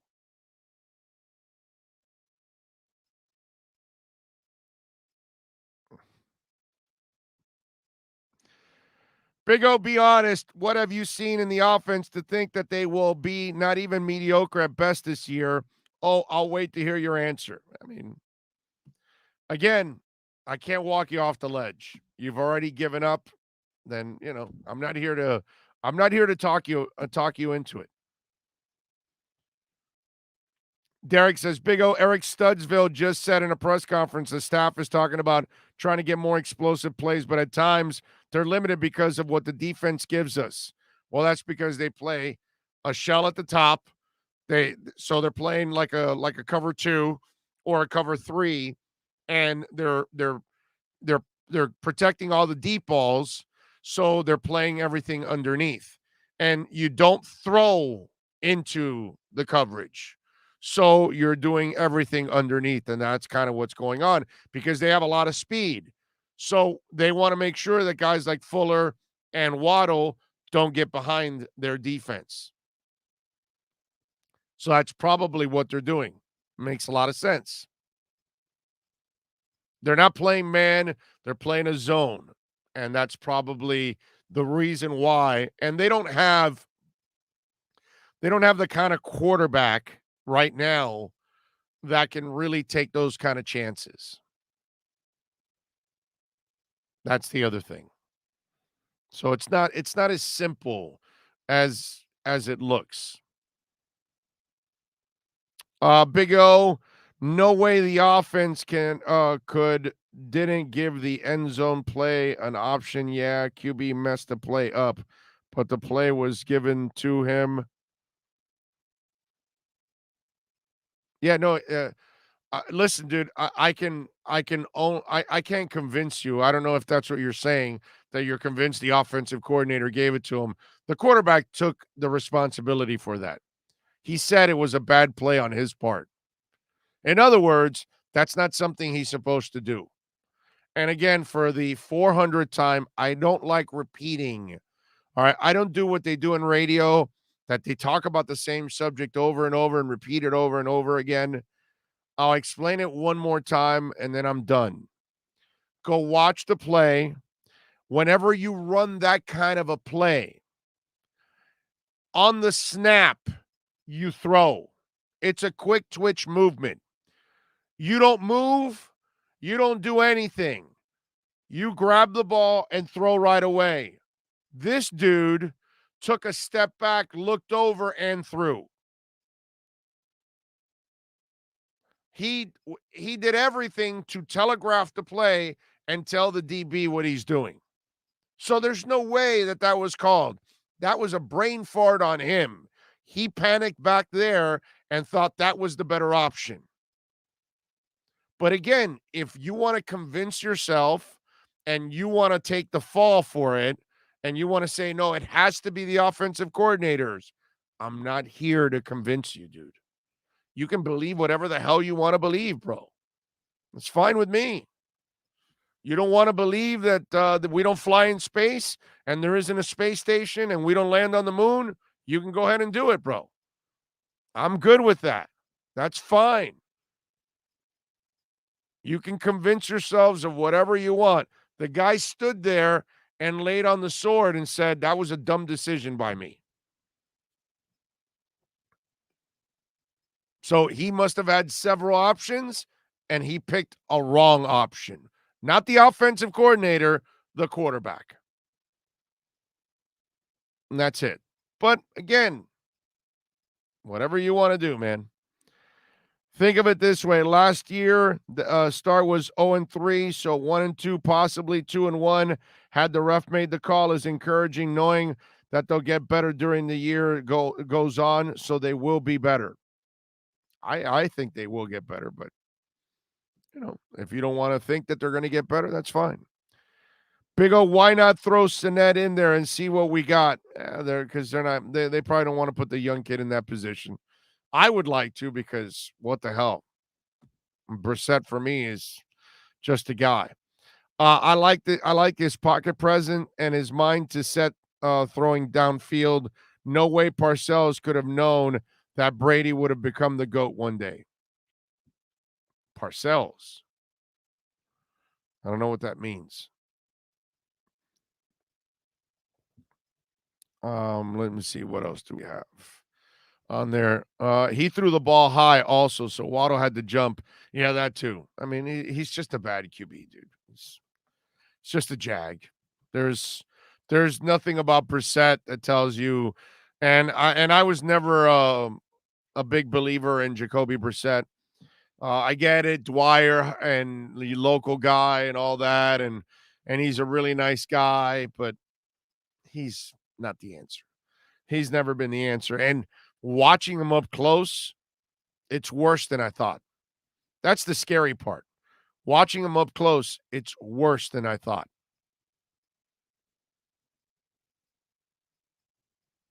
That to me is the part that kind of that really stands out in all of this.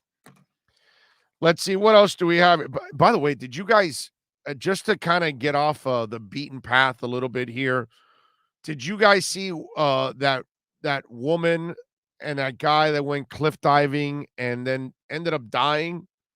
Did you guys watch this?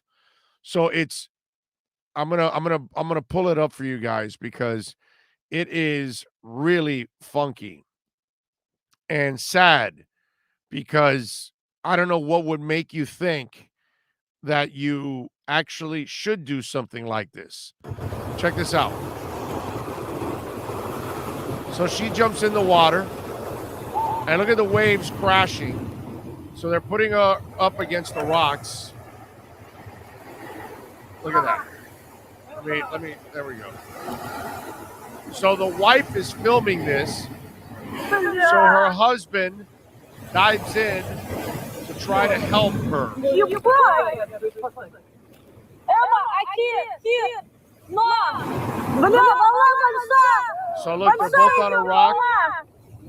They're both hanging on. And then this wicked wave comes and washes them out into sea. They find the bodies later on. And the husband they found the next day. See, now you'll see they disappear. So she's freaking out. Because the bodies disappear and they get washed out into sea.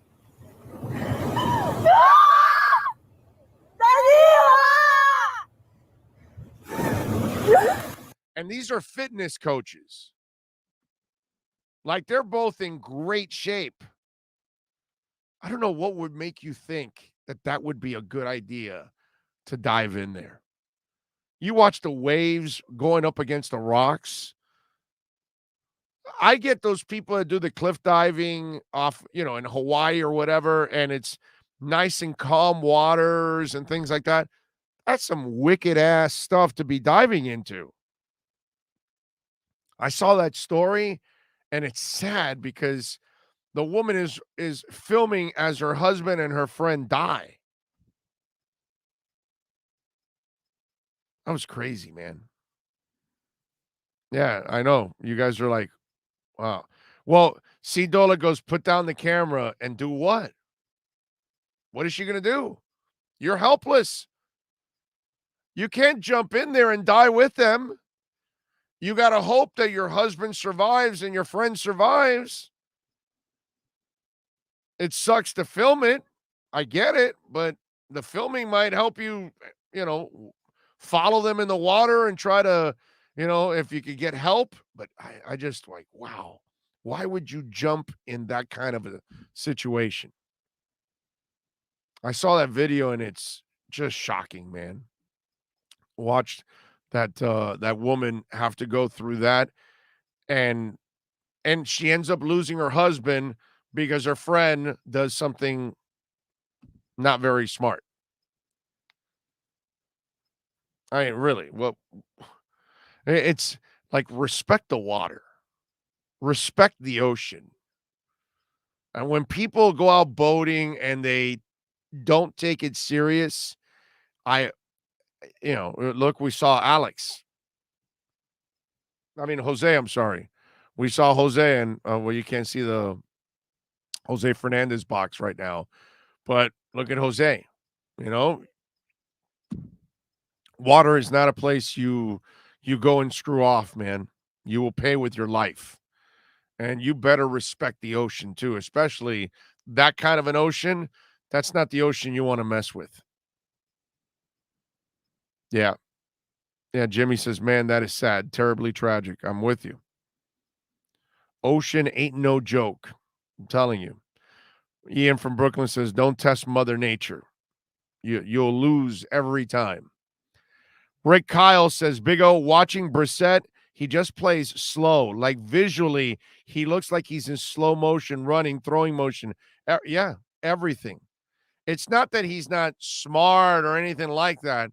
He's a smart dude, but it's a slow delivery to everything. It's a slow reaction to everything. He'll see it, but again, he's not like that throw in the end zone. You got to be a quick twitch athlete in order to do that. And he's not even close to being a quick twitch athlete. So yeah, I'm with you there.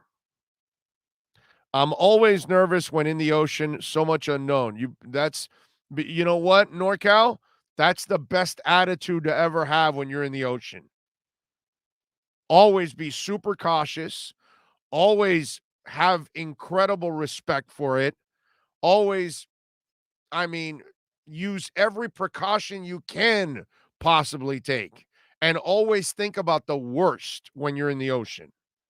That's how you have a chance to survive it, by just imagining the worst and preparing for it.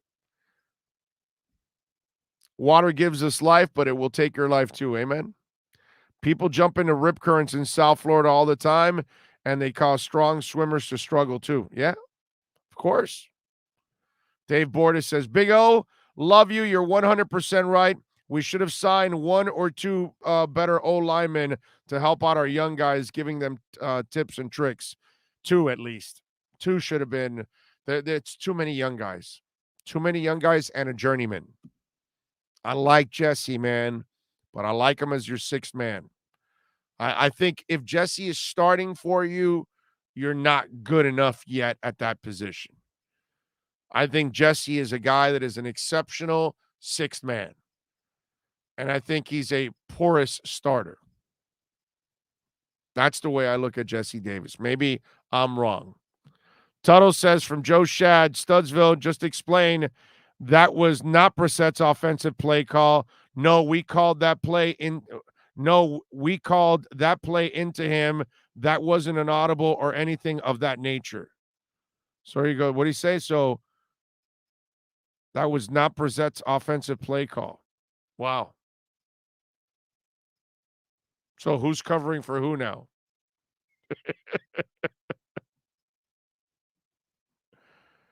Let me see. We have, I know that they're talking now. All the writers are posting a lot of the quotes, and I think that's where Toto got it. And let me see here. I'm trying to look at and going through the comments now here.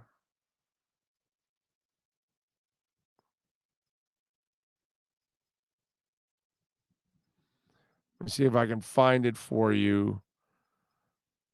Josh Boyer, by the way, on Jalen Phillips. Jalen's been doing a good job of coming into the building, working on things that he needs to improve, expanding on the things he's doing well. He said the added snaps were a combo of game plan and his improvements. What else do we have here? Studsville says they wanted to create a role for Malcolm Brown rather than sub him in for a few plays here and there, hence his start on Sunday.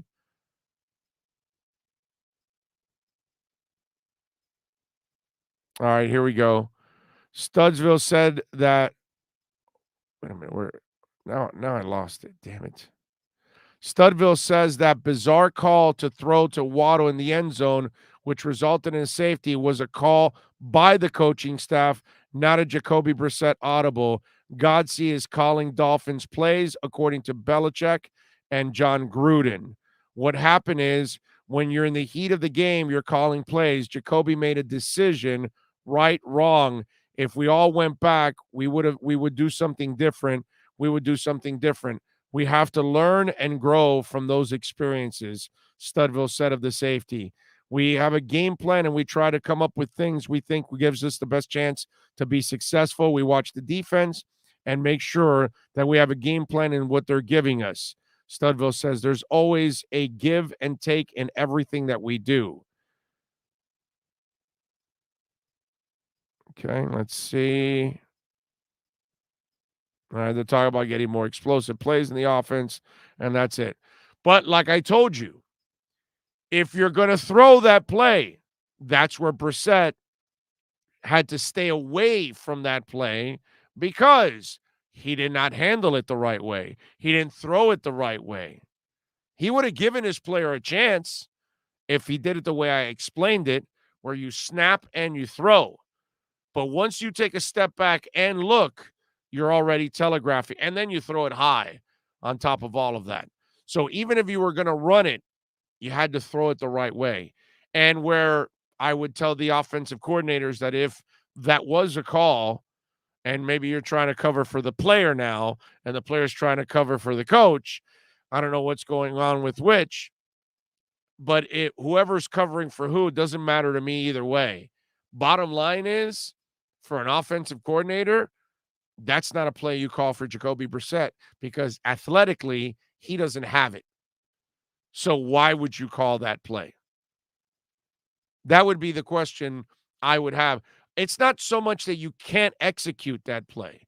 You can execute that play, but you've got to throw it right away, and you've got to kind of lead the receiver too. You can't throw it to him while he's standing. You got to throw it to him so he can move forward.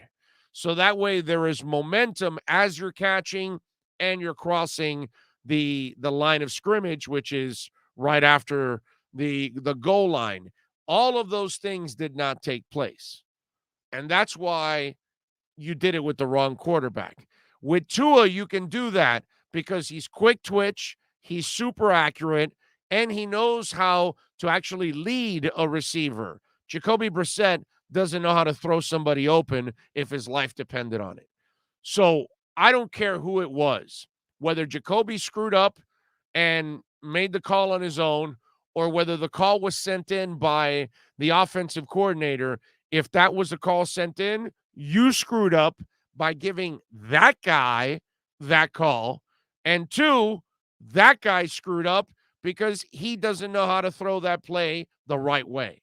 So there are many things, many layers to all of this. So either way, it's a screw up.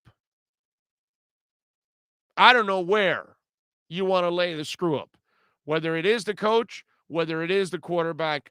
I don't know. I don't care. Either way, none of it makes sense. Just like Jacoby Brissett makes 0 sense. Let's see. What else do we have? Casey Hayward, Pro Bowl corner, also is not like Justin Coleman was out there.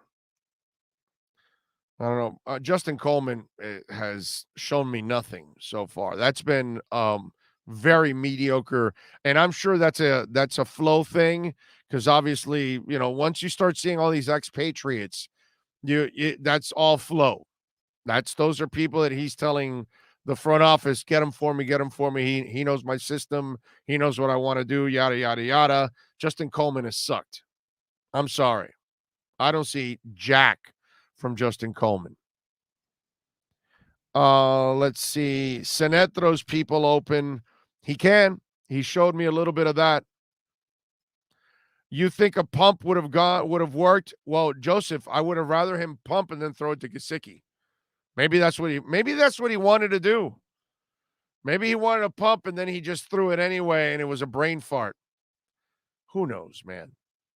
Either way, it was a disaster of a play, a disaster of a decision by somebody. Either the offensive coordinator for being completely unrealistic, thinking that, that was going to actually work. That's the worst part about that play. So you think with that guy, that play is going to work. Come on, man.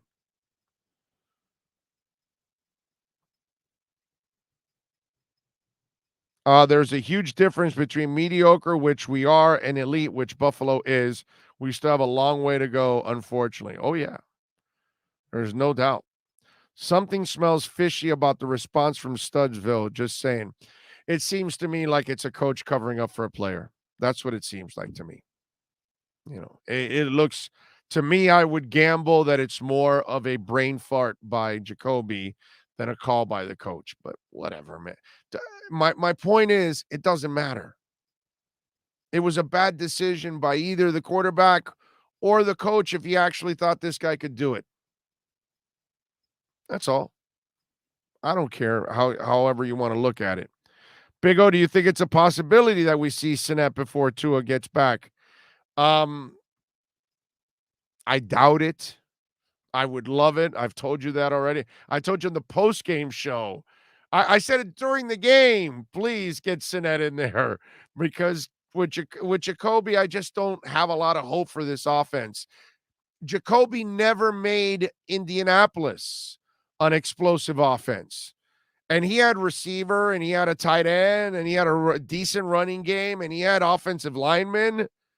He had more things there than he has here. And he was pedestrian with his numbers. Very Teddy Bridgewater-like. Very Ty Detmer-ish. Certain guys like that they're not explosive players. That's who they are, unfortunately. And yet, we want them to do that here. It's not going to happen. It's not going to happen.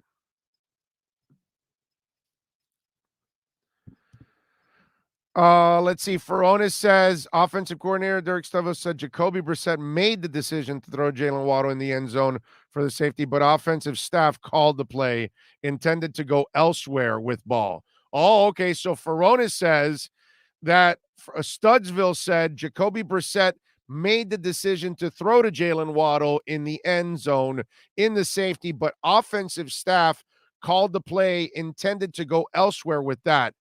If we all went back, we would probably do things different. Okay. So that's how it goes. So it is on what I thought on Brissett. It's a brain fart by Brissett. Herman Cuevas, by the way, tweeted that out. Okay.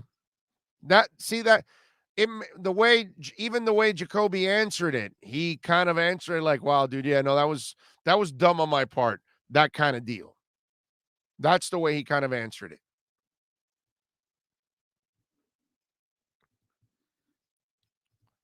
All right, Big O, we passed on offensive linemen the last 5 years in the draft, and we passed on Herbert and Mahomes, Watson and Allen. We have no GM, Big O. Please see that. What do you want me to do, bro? Okay, we have no GM. That's it. You happy? We have no GM. We have no coach. We have no team. It's over, my brother. Don't even bother watching the rest of the season now. We'll see you next year. Hopefully, they'll get a new GM for you. Hopefully, they'll add a new coach. And hopefully that'll give you some hope. That's it. I mean, what do you want me to do, man? I told you guys, I'm not here to walk you off the ledge. Jump off if you want. Don't care. That's it. You don't have any patience and you've quit. You quit, dude. That's it. It's over. Since they have no GM, no nothing, there's no reason to watch anymore, my man. There's no reason to care anymore. Just move on. Don't worry about it. We'll see you next year. Next year, you can check in with us, and if it passes your test, then you can, watch again if you want. That's all. It's pretty simple. Don't listen. Life is short. You don't need an ulcer.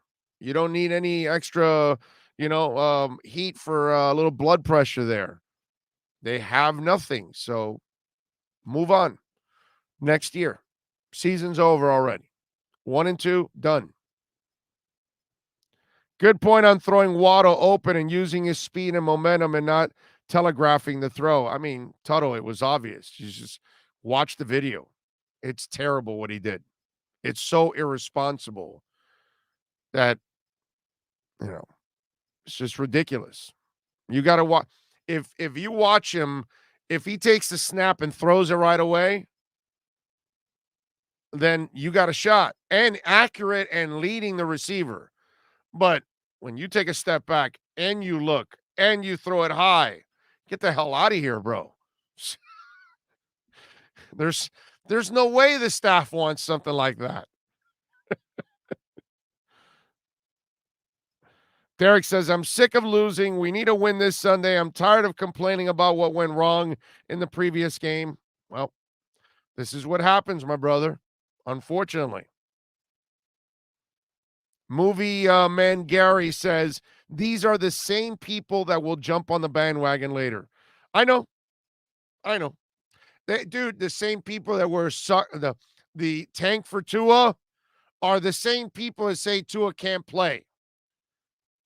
The same people that said tank for Tua didn't want Justin Herbert because most people didn't want Justin Herbert because at that time, what was floating around was what? That he's an introvert. He runs the ball like crazy at Oregon, doesn't really throw it a lot. All that. I got to go with that. That's what I kept hearing too. So I said, you know what? I don't want another one of those introverts. I'm not in. But I'm here every day. Nobody tracks what those people say. So the same person that wanted to tank for Tua is the same person that said, I don't want Herbert. It's the same person now that says Tua can't play. He's too short. He can't do this. He can't do that. Justin Herbert should have been the pick. They're idiots. Same person that waffled through all of it.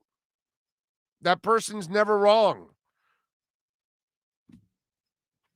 Same exact person. Dude, everybody was tanked for Tua. Everybody. That's all I heard from you guys. Tank for Tua, tank for Tua, tank for Tua.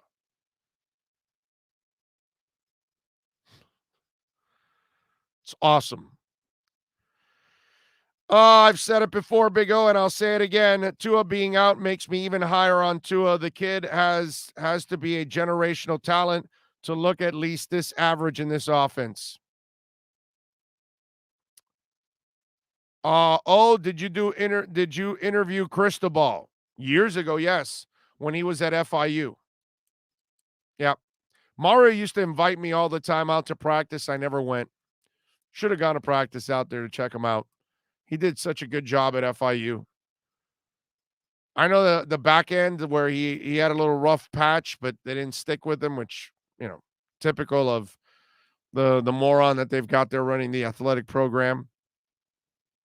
How that guy at FIU has stayed in place all these years.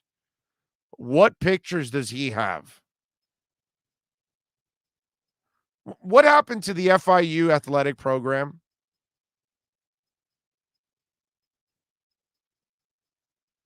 Like, basketball was on the rise. Cindy Russo was kicking ass with women's basketball. She was getting international players none of us had heard of. But, dude, FIU was killer in basketball. What's it called? Danny Price, right? If I'm correct, for baseball. Like, they're still decent, but they were better in baseball. And then football was the one program, obviously, but you kind of look at, this dude and where they've gone as an athletic program, and they've taken a couple of steps back. So what can I tell you? Sounds like they're covering up for the QB. Yep, they are. They're covering up for the QB. I mean, the QB, when he answered it on the no, but don't tell some of these guys. They're so, they're locked in on the OCs. People are just complaining to complain.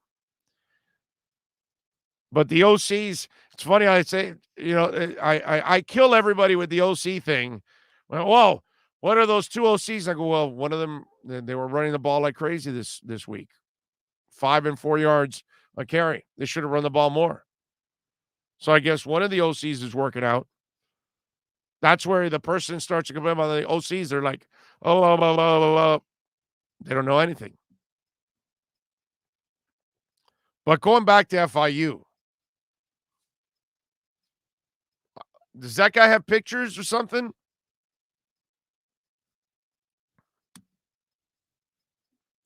FIU men's soccer team has been good for the past few years, ranked 13 right now. Yep. That's another program that they do have that is very good.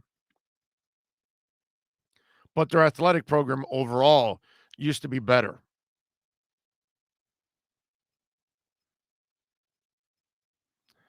Need to let Tua play out this season and then make an evaluation. That would be really nice. Seda Alpha says opposing QBs always grinning like the village idiot at the postgame press conference after playing us.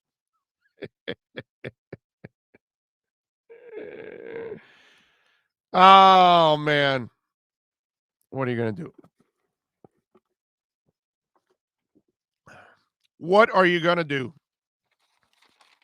So Manny Diaz, as you all know, he responded to the Kirk Herbstreit comments, which we were talking about that here for a while now, about what's going on with the University of Miami. And so Herbstreit over the weekend stirred it up and actually basically said the stuff that we've been saying here on the show about where the University of Miami football program is. Think about with the Orange Bowl gone, the student body has to drive 45 minutes to go to their games. You have a athletic department that clearly is not really showing that this is something that they are willing to try to make changes. The president, there was an article from Barry Jackson this week that came out, said that the president basically told Blake James, the AD, hey, sports, you're on your own. That's your thing. I don't know if that's true. It was in an article. To me, college football, you look at the powerhouse programs, Alabama, Clemson, Ohio State, president, AD, head coach, same vision.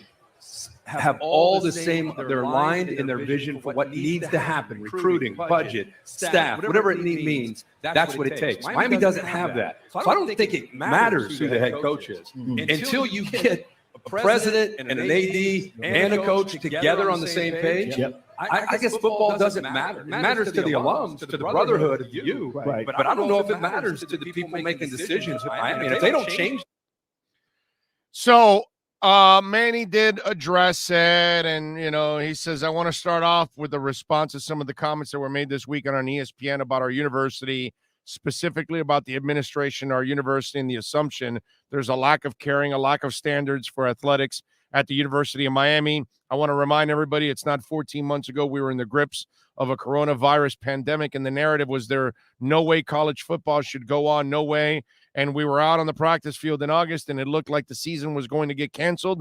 And in my eyes, only through the leadership of our president, Dr. Julio Frank, going on record as an expert in infectious diseases and saying not only can we have school on campus and students on campus, which was not a widely held belief at that time, but we can play college football. And that would be a strong take for someone who didn't really seem that interested in athletics. Two things really don't add up. First of all, Manny, that one has nothing to do with the other. It's a nice spin by you, Manny. And I get it, my brother. When they say that they're not committed to athletics, guess what? They're saying they're committed to your low standard. So I understand that Manny would feel insulted because he has been insulted. Just like the rest of us, that way before Kirk Herbstreit said it, we've been talking about it on our show, that they don't care about the program.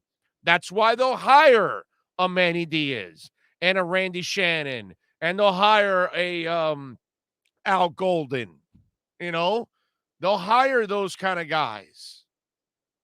Larry Coker. They'll hire those kind of guys because they're not considered elite coaches who then need elite coordinators. And you need a boatload of money in order to bring all of that. Even with Mark Richt, he was trying to get his son involved, not an elite coach that would take over the offense, not an elite defensive coordinator. Got that, Manny? So I get that Manny would feel insulted by those comments because obviously he is part of the low standard that the university currently has right now. That's what you are, Manny. You are the low standard. You are not the gold standard. You're not the guy that can lead this university back to respectability, back to a national title. None of that is going to happen under your watch, sir. We have already watched what you can do for 2 years and now going on your third year. You have yet to show anything in any of your 3 seasons as a head coach. So you are a low standard. And the university is settling when they have you as a head coach.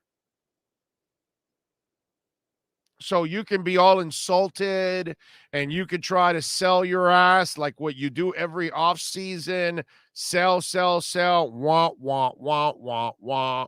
And all I hear is the Peanuts teacher. And that's all I heard yesterday. I would read you the rest of his quotes, but it's such crap that I don't need to listen to it. I'll let some, some fanatical UM fan that still has not come to the realization that the program will never be anything that ever matters. But if they want to think that, Manny's going to bring the next great recruiting class and he's going to coach them up, I have yet to see him coach up any damn thing. Blind ass fan alert. Look out, everyone. We've got a blind ass fan coming through.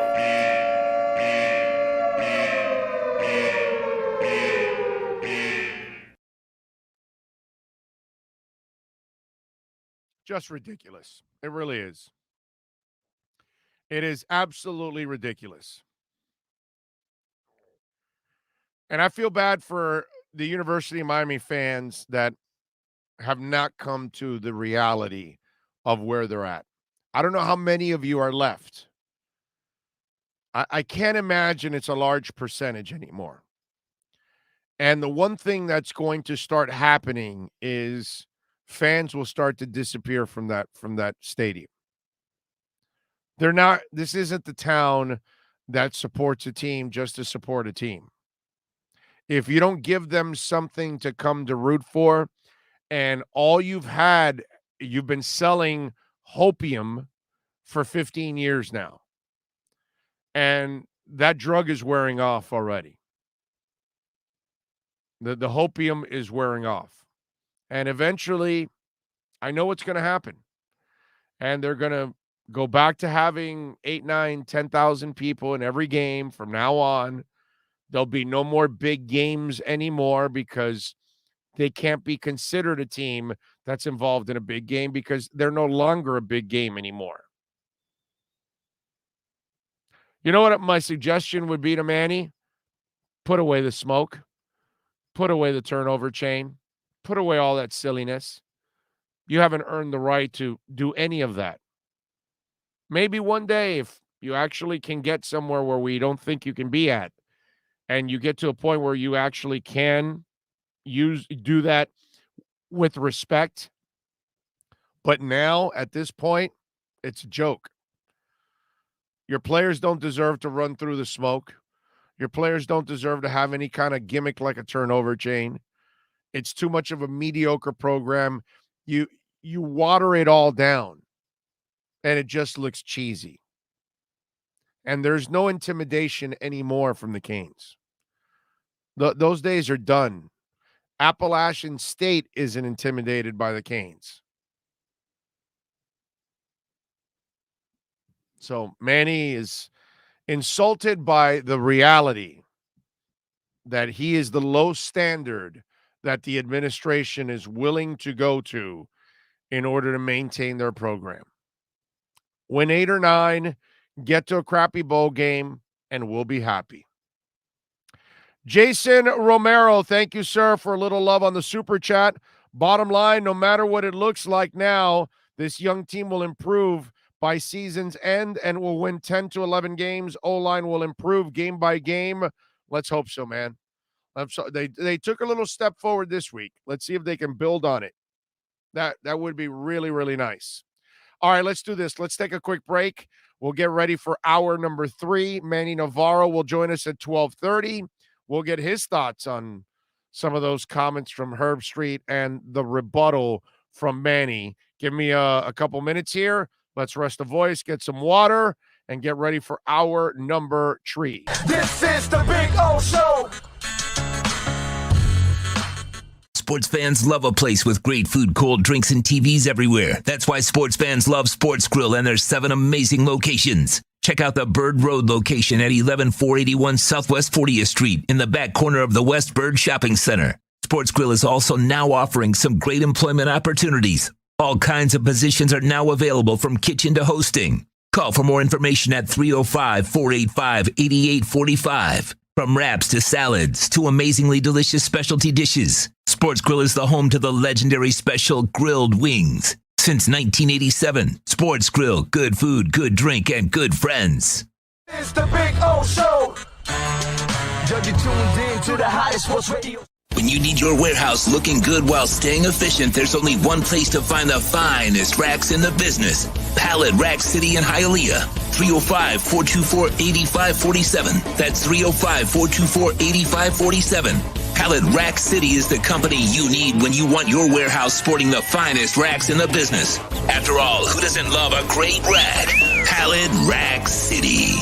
305-424-8547. That's 305-424-8547. Orlando, a.k.a. the Big O. He covers all the South Florida teams. For over 16 years, EJDconstruction.com has provided South Florida residents quality craftsmanship, accurate project management, and exceptional service. That's why EJDconstruction.com is an A-rated member of Angie's List and the Better Business Bureau. When you're looking for the right custom home builder for additions or home remodeling, please call my friend Eric at 305-433-4843. That's 305-433-4843 for EJDconstruction.com. Office to the heat, well, you know what I mean. Monday to Friday, Scotty Pablo in the... There's no need to drive around South Florida wasting valuable time looking for a new or certified pre-owned Acura. Go to the #1 volume sales dealership in the Southeast United States. Craig Zinn's Acura of Pembroke Pines. Purchased with pace and space in a dealership tailored to your needs. From home buying to providing that personal touch. Contact the 2020 Satisfaction Award winner Craig Zinn's Acura of Pembroke Pines. 888-776-5123. That's 888-776-5123. Or visit them at 15601 Pines Boulevard in Pembroke Pines. Show O's on the radio, the top's where we gonna go, Miami, that's the way we roll.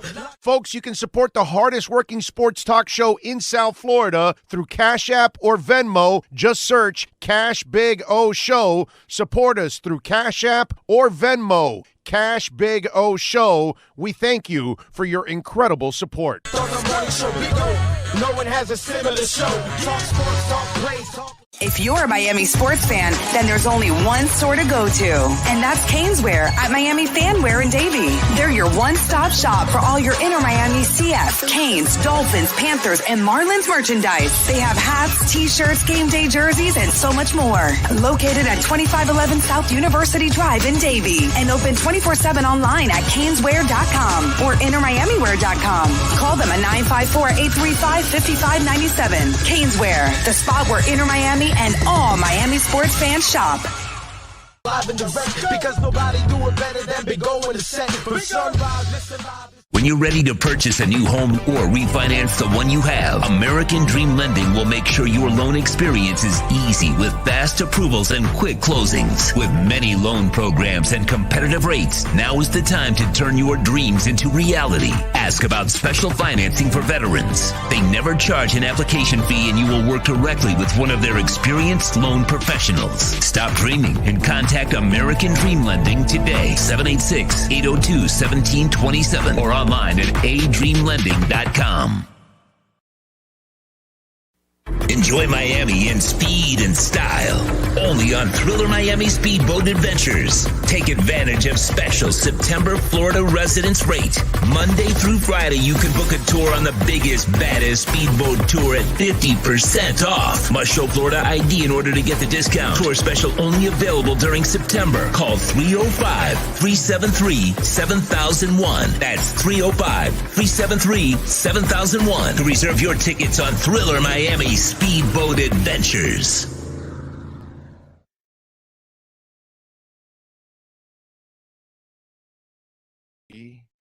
Thriller. It's all Thriller. All right, welcome back. Hour number 3 of the program. Manny Navarro will join us in this hour here. He'll join us at the bottom of the hour. Tool tickets about to go. They go on sale tomorrow. All right, a little Tool. I love it. I love it. I love it. Nothing wrong with a little Tool. Anybody seen Tool in concert? I'm looking forward to that one. Get to see a little Tool. That'll be fine. That'll be fun. I like it. I like it. I like it. Marlins and Mets are going on at 4:10 today and 7:10. They got 2 games. Nobody cares. Let's see. Cowboys beat the Eagles 41-21. We've got Inter Miami in action tomorrow, taking on Atlanters. We talked about Manny Diaz. Josh Gordon is signing with the Chiefs. I guess the best place for him to be, right? Less pressure there because he doesn't have to carry the offense or anything. I mean, listen, he's missed so much football. I mean, he is a freakish athlete, so he'll be able to, he's only going to be a complimentary receiver. So what are you going to do? But I just, to me, I don't like that this guy gets 10 chances.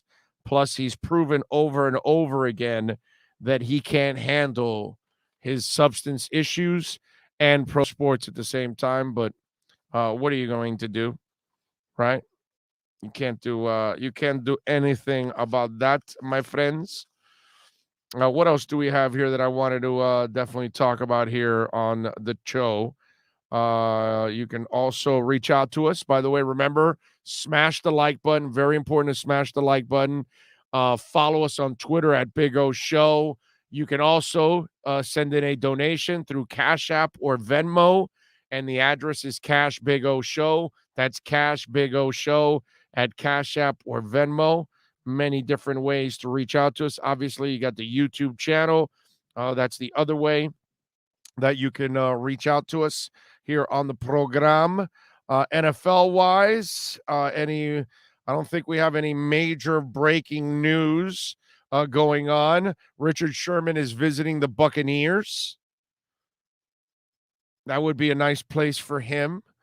And you can reunite Sherman and Brady together too on the team when Seattle was going after the Patriots back in the day. That would be interesting. What else do we have here? Jacoby Brissett calls pass that resulted in safety a dumb decision. You know it's his, because if not, he would be indirectly taking a shot at his boss. Caleb Rhymes says, Cristobal gave me my first offer at FIU. That's pretty cool. He's a good dude, man. Mario's a good dude. It's nice to see good things happening to him. I am happy for him personally. I still wonder what the hell he did with Justin Herbert, because Justin Herbert never played like this, and why over there they were more conservative. And it almost seemed like every big game I was watching Justin Herbert run the ball more than throw the ball. So that part of it, which, you know, people have kind of taken a shot at Mario for that what, like, you know, offensive line coach, like, what the hell is he doing? And then the kid plays a hell of a lot different in the NFL, and he's throwing the ball all over the place and putting up 300 yards in every game. So it's one of those weird things for him, but he's having the kind of success that elite coaches have in college football.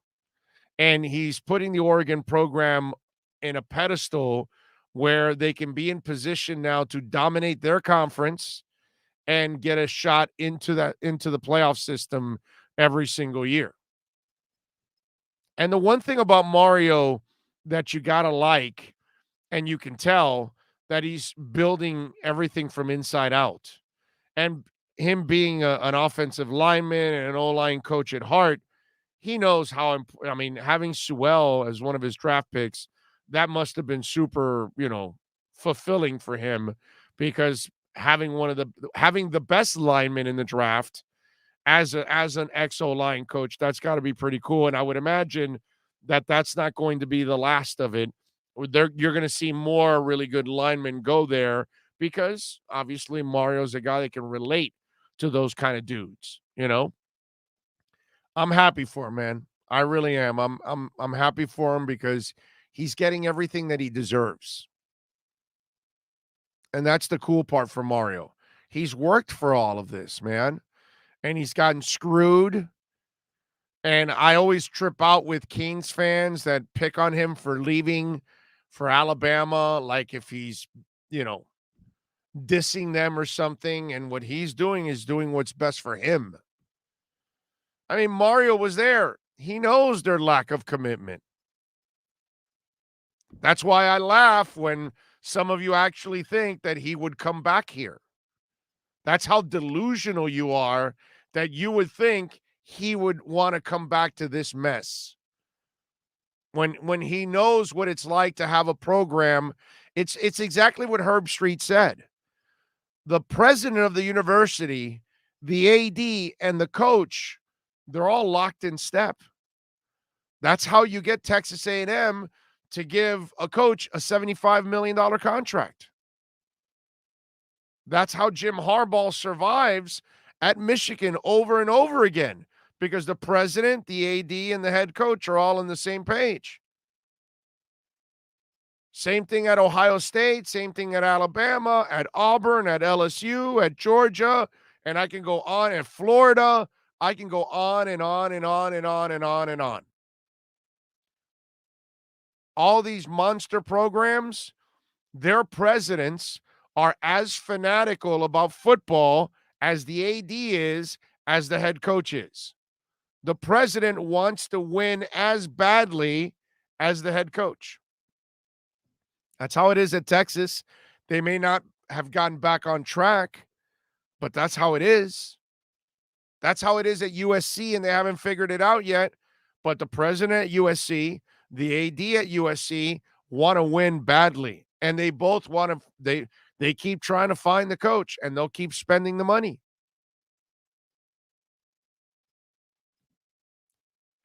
doesn't have that, and Mario knows that. Mario knows that administration doesn't care about football. You're on your own. Like, yeah, you have your little budget there. Work within that budget and do whatever you can. Entertain us. That's all. So I'm happy for him. He did a great job at FIU. He was super smart to leave the University of Miami for Alabama. That put him on the map as the best recruiter in the country. And then he went to Oregon and he became the head coach eventually and has done an excellent job there. And he proved that he can coach a smaller university to success, by the way. And now he's taking a larger university and having success also with it. His next step, the only thing he's got left now is to win a national title. That's the only thing left. And when he does that, he would have completed everything that you can possibly do. And to take something that Oregon hasn't ever done, right? I don't know. Did Oregon win the national title in like 1950 or something that I don't know about? I mean, at least in my lifetime that I remember, there's been no Oregon national champion. I don't know if they won it in 67 or in 52 or in 41 or I have no idea. I'm not going to remember. I'm not going to know all of that and remember all of that. And any of you can correct me if Oregon has a national title, which I doubt they do. So that would make Mario's job and his resume even more impressive. Especially when you've got to go through the Alabamas and the Auburns of the world in order to get there. Clemson, all that, although Clemson isn't as good lately. Isn't Dabble going to address this week if Ukulele continues to start? Big O, so this pushes Finn's Super Bowl year to 2023. No, not yet, bro. I'm not ready for that either. I'm not ready to give up on this season. Tua can come back, ball out, and everything will be forgotten. I still have some hope here.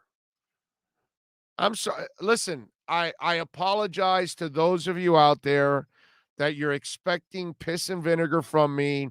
You're expecting me to fire everybody in sight. You're expecting me to just go off and all that. I'm not there. You can wait for it. Hopefully it never comes. But I'm just not there. So I'm still holding out hope that these guys can turn things around. There's still a chance. This is a really important week. You've got to win this week and go 2-2. Because I know you're losing next week, but then you can get back on track with the Jags, go 3-3. You got 11 games left. If Tua's there and the offensive line is playing better, then I think you have a chance to start playing more to what we hoped they would be. And with 11 games left and you have 3 wins, okay? I'm not ready yet. I'm sorry. I get it. Bunch of you have given up on the season. You've given up on Flo. You've given up on Greer. You've given up on Tua. You've given up on the offensive line. I'm not there. I'm not doing it. I'm not leaving my wingman. Okay? You got me? All right? I am Maverick, and I am not leaving my wingman. I'm staying strong with my Dolphins. I'm staying with believing in the Dolphins. believing in Tua, believing that the O-line will get better. That's where I'm at. Until further notice, I'm not ready yet to throw in the towel. Maybe a few weeks from now, you'll have me throwing the proverbial towel in and say, all right, I'm joining you guys. It's over. But right now, no shot. Troy Ortiz says no national championship for the Ducks. I figured that. Thank you. Thank you for looking it up. I appreciate it. Donald Davis says, you said I was an idiot when I suggested that we should have bought a few linemen a few weeks ago. Now you see why I said that. I knew the O-line would struggle. There'd be a young group. Well, I think when our conversation, you were just talking about, buying a couple of guys off the street. That's not going to do anything for you. I'm talking about like real linemen. That's what they should have bought. Not whatever is left out there now in free agency. That you had to do it in the offseason. That's when you had to do it, not at that point. And the what's left out there, what's signing now, it's not really going to do much for you. Those kind of people aren't available to you right now. You had to buy that long time ago. When Tunney was available, you had to go overboard for that. But again, here's where you have that catch-22. You want to develop the guys, you got to play them. If you go sign those guys, then you're not developing them. And then you drafted them, and it's kind of like the Noah Igbenogany thing. Why did you draft Noah if you have two corners already? And Noah's not a slot guy. So if he can't play on the outside, how do you develop him? That's the problem. People were talking about, well, he's not active. Okay, but he's not going to play anyway. It doesn't really matter if he's active. He's not really going to get a lot of playing time to develop because while Jones and X are out there, you don't play. So that's where they screwed up. They probably drafted too many linemen, and then they were forced to play them now because how in the hell are you going to find out whether they can play or not? And then you didn't make the commitment to more experienced linemen, and this is the rut that you're in now. Tweety Loco says on Twitter, just don't see us beating the Colts, maybe even the Falcons. Best of the season, rest of the season gets me nervous. All right. The Colts don't get me nervous. I'm sorry. I wasn't nervous about the Raiders. And I was right. They played the Raiders all the way to the end. I don't stop believing until we're mathematically eliminated. Still better than the Dallas fans who don't give up at 2-11. At 2-11. I got you. Big O Adam Schefter, breaking news. Sources close to Tom Brady confirmed that Giselle may have prepared an avocado gluten-free toast for Tom in 2015. Damn. That's very important news right there. It's awesome that he does the Subway commercials, and then but you don't eat bread. It's fucking awesome. It is awesome. So good. It's fun to watch some of his commercials now. I mean, it's fun to watch a personality now with Brady. James Burke says, let's think about this. If we have a bad season, just think about our early draft pick. We need an offensive lineman, pick 5 or 6. Well, they don't own their pick. They own the San Francisco pick. That's the problem. Got to remember that. Okay? So they can suck badly, and they are not going to get a high pick. Little different ball game this year, my friend. The Cowboys have been a surprise. Dak may actually have a winner-type season. But Dak's not the problem there. Dak's been a good quarterback for a while now. Dak doesn't get enough credit. He's a good player, man. I may not put him in the Russell Wilson, Pat Mahomes, Tom Brady category right now, but I have him like the hair under those guys. And he could be there with those guys too this year if he takes this team deep and starts to, shock the world. But Dak is not even close to the issue with the Dallas Cowboys. Not even close. He's a good quarterback, man. He doesn't get the credit he deserves. He doesn't get the praise he deserves for everything he's accomplished. Handles everything like a pro. He's mature beyond his years. He's a good leader on a football team. He's responsible as hell. He realizes what it is to be the face of a franchise. I've got nothing but admiration for Dak Prescott, dude. Seriously. He puts up with the buffoonery of the Cowboys. They dragged his ass forever for that contract that he deserves. Meanwhile, they would bend over backwards for Tony Romo every time. It's the weirdest thing, dude. I think he's better than Romo. I think he'll be better in clutch moments than Romo. He hasn't been put in that position yet because his team hasn't been that good. But if that defense starts to play the way what we've been seeing now lately, then he'll be put in that position and he'll get his chance. I think Dak Prescott is an excellent quarterback, man. I just think he doesn't get that love, Let's see. We don't have our first pick. We have San Francisco's first pick next year. Yes, we do. Yes, we do. Don't know if you knew that. He needs a signature win. Well, it's not his fault, is my point. He's not Kirk Cousins. You know what I'm saying? He comes through. The problem is his team is terrible. His franchise has just been a mediocre franchise for a while now. And his defense has been just abysmal. Now the defense, with Micah Parsons and those cats, they're starting to look like they might be pretty special. And if that defense is pretty special, then you're going to get the opportunity to go to the playoffs and make some noise. And I think Dak will at that time. If the defense holds up, Dak will finally get his due, and he'll get that opportunity to have that signature win that you're talking about, or a couple of them in this offseason. In this postseason.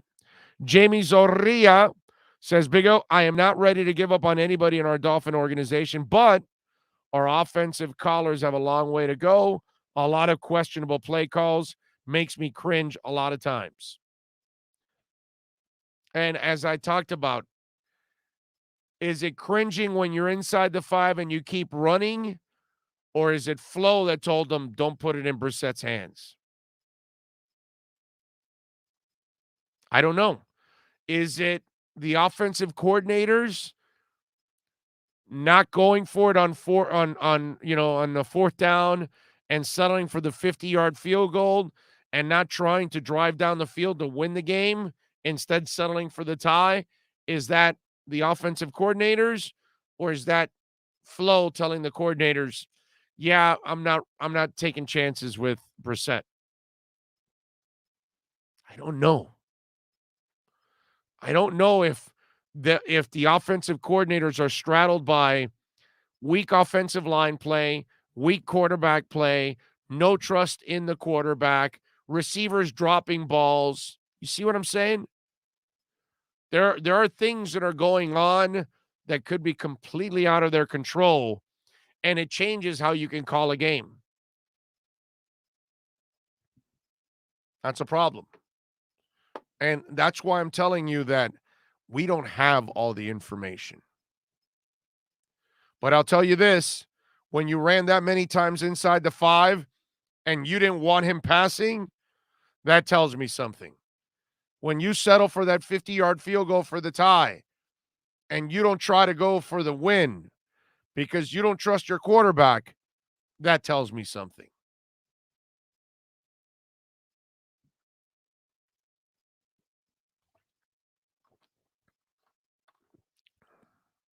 I'm just saying.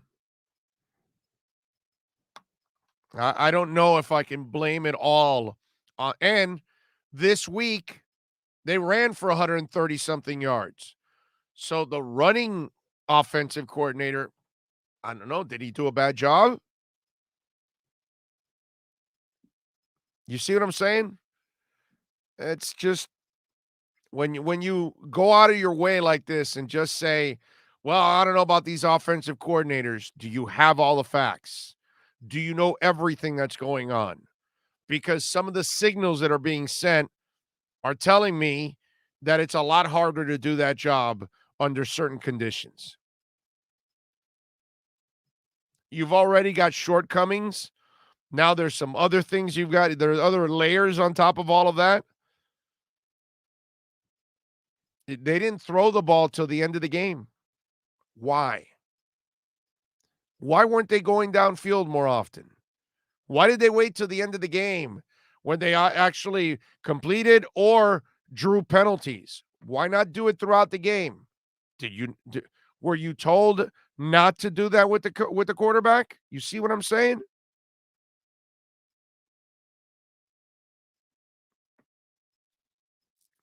These are things that I don't know. I don't know.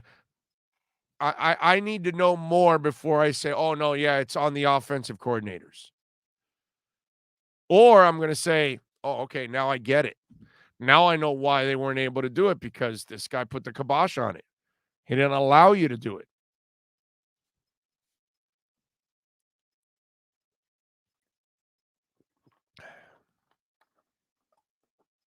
Big O, not sure why people think the sky is falling. Flores teams always start the season slow and continue to improve. After Tampa game, we may go on a run and get into this playoff mix. I hope so. I'm still holding out hope there. That's why I'm not in the panic mode. That's why I'm not firing everybody. That's why I'm not saying this guy can't do it, that guy can't do it, this line will never play well. I'm not doing any of that. And I get it. It disappoints many of you. You were hoping that I was, going to scream from the top of my lungs in the highest trash mountain we have here in South Florida and say, okay, everybody's got to go. Notice how I said trash mountain, because we don't really have real mountains here. We have trash mountains. Those are our peaks here in South Florida. All right. Dolphins need to sign Russell Okung to play offensive tackle to help save the season. JC, that guy's like 87 years old at this point. I'm not sure that that's going to save your season, dude. That's my problem with all of that. And while he hasn't convinced anybody, including yours truly, but Austin Jackson did play a little better this week. So is that a sign of things to come? I don't know. But we're never going to find out if you don't keep playing the kid to find out if he's got it or not. Unless you're going to sign a younger offensive tackle. And what I mean by younger, even if he's 30 or 32, but Russell Okung, what is Okung now?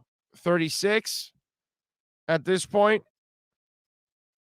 He's got to be up there, right? Let me bring it up and see how old, because it feels like he's been in the league. Well, actually, he's 32. Not too bad.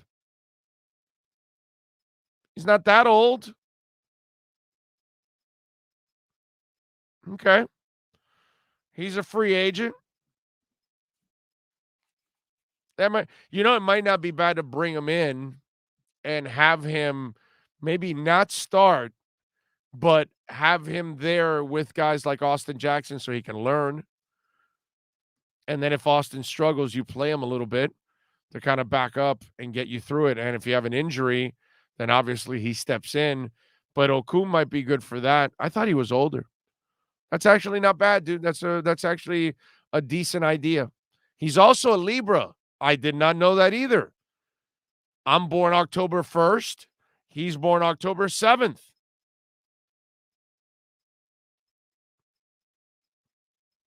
Okay. Now that I'm thinking about it, not a bad move. At 32, I thought he was older. Now, I wouldn't play him because you still got to develop the young kid, but he would be a good, what's that called, influence around the other guys. I think that would be actually pretty cool for him. All right, let's get into a little Miami Hurricanes talk. Manny Navarro, of course, is joining us with a little Caneswear Miami Hurricanes report. If you're a Miami sports fan, then there's only one store to go to, and that's Caneswear at Miami Fanwear in Davie. They're your one-stop shop for all your inner Miami CF, Canes, Dolphins, Panthers, and Marlins merchandise. They have hats, t-shirts, game day jerseys, and so much more. Located at 2511 South University Drive in Davie, and open 24/7 online at caneswear.com or innermiamiwear.com. Call them at 954-835-5597. Caneswear, the spot where Inter Miami and all Miami sports fans shop. The viewpoint, statements, or beliefs expressed on the following program by the host, guests, or callers are not necessarily the opinions of FantasyXS.com, Media Group Inc. ownership, management, sponsors, or website. Time for Canes fans to get what they want. Information, insight, and perspective. It's the Caneswear Miami Hurricanes Report with Manny Navarro, exclusively on the Big O Radio Show. Here's Big O and insider Manny Navarro. The student body has to drive 45 minutes to go to their games. You have a athletic department that clearly is not really showing that this is something that they are willing to try to make changes. The president, there was an article from Barry Jackson this week, came out, said that the president basically told Blake James, the AD, hey, sports, you're on your own. That's your thing. I don't know if that's true. It was in an article. To me, college football, you look at the powerhouse programs, Alabama, Clemson, Ohio State, president, AD, head coach, same vision.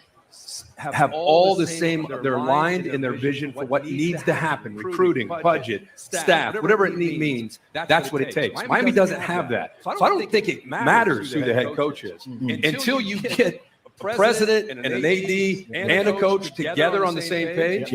I guess football doesn't matter. It matters to the alums, to the brotherhood of you. But I don't know if it matters to the people making decisions with Miami. And if they don't change. There you go. And there he is, Manny Navarro. And, How you doing? It doesn't matter when you and I talk about it, but when Kirk Herbstreit, then it just then all of a sudden it's real, right? Yeah, now it's real, right? Funny, like it's something we've been talking about, and so now he brings it up, and I wonder what made them talk about this. I know and great job by Barry Jackson, got a little love nationally too on that article, and Lord knows Barry works hard enough as it is, so it's good for him to get a little love on that. I wonder what motivated them to talk about how difficult the situation is here athletically right now for the University of Miami. Yeah, I don't know what prompted them to jump in on it, other than maybe a lot of complaining Miami Hurricanes fans, right? Maybe DMing Herbstreit and trying to get him to talk about this issue. Look, Miami for many years has been a big attention grabber for ESPN, right? The TV. Yeah. And so they helped bring ESPN a lot of dollars over the years. Now they're getting to that point, which we talked about last week on the show, is that, do people start to lose their passion for Miami football the same way they did for the Marlins, right? Where everybody just kind of gets turned off of, hey, this has apathy. Been that apathy, right? Where this has been a shit show for too long. We're tired of watching the same thing over and over. Maybe that's where that came from. But I'll tell you, to me, Barry Jackson's article and what Herbstreit talked about, yes, those are things we've talked about for a long time here. I think the whole point, though, of all this conversation and what Manny Diaz said yesterday and sort of trying to retort, what ESPN was talking about, what Herbstreit were talking about was, ultimately, is there money to fire Manny Diaz and pay for the next coaching staff? Right. That's ultimately what everybody that's the bottom line here. Right. Are they going to go out and bring in and pay an experienced head coach? And that's not what Herbstreit talked about. That's not enough of what I think has been the conversation. And Manny turned it around on, hey, well, I got great resources here. Well, the resources aren't for you, Manny, that people want to see. They want to see it for getting you out of here. right? And for paying for the next guy. So I just think, while it's been great that they're having this conversation and people are bringing attention to the fact that maybe football doesn't get enough of a priority in terms of using it to make the football program great. I just think that in a lot of ways we've been spinning our wheels here for a long time on this subject, and really I don't know where the progress is, because there is no progress. Yeah, we're just talking about it, right? Like there's nothing that's going to be done, and I still don't think anything's going to be done. Like I don't. I think Manny Diaz could very much turn this season around, go 8-4, and everybody's going to be like, all right, next recruiting class, let's see what happens. Let's see what this next group of guys, what they do. Right. So, it's funny, it's funny for me because Manny, by saying, well, they don't care about the program, it's, a lower standard. And well, there you go. Manny, you are that low standard. So in a way, he should feel insulted, because by saying they don't care about the program, that's why they hired you, dude, because they don't care that much about the program. They don't need an elite coach at this point in time. They don't need elite offensive and defensive coordinators, which is something also, they don't have. And after all of this has happened the last couple of days and over the weekend, did you hear any response at all from the administration? Did they feel as insulted as Manny was? Because no, I don't hear anything. No, he's the only one that came out and said anything about it, right? And ultimately, he came to the defense of President Frank, who, for in all honesty, I don't know how many presidents really do. I mean, do we talk about the Alabama president, how much he cares about football? Do we talk about the Ohio State president? No, those aren't voices you regularly hear, right? They don't go out, but their actions are what we see. Right. That's the difference between you are right. You don't really hear from them normally. Hell, although it was Jeremy Foley he was the AD at Florida, right? He wasn't the president. No, these are all right. Yeah, so no, I don't even think there's a school. I'm trying to think of a school president that I know his name or her name, because I always see them in the forefront, and actually I don't, now that I think about it. It's athletic directors.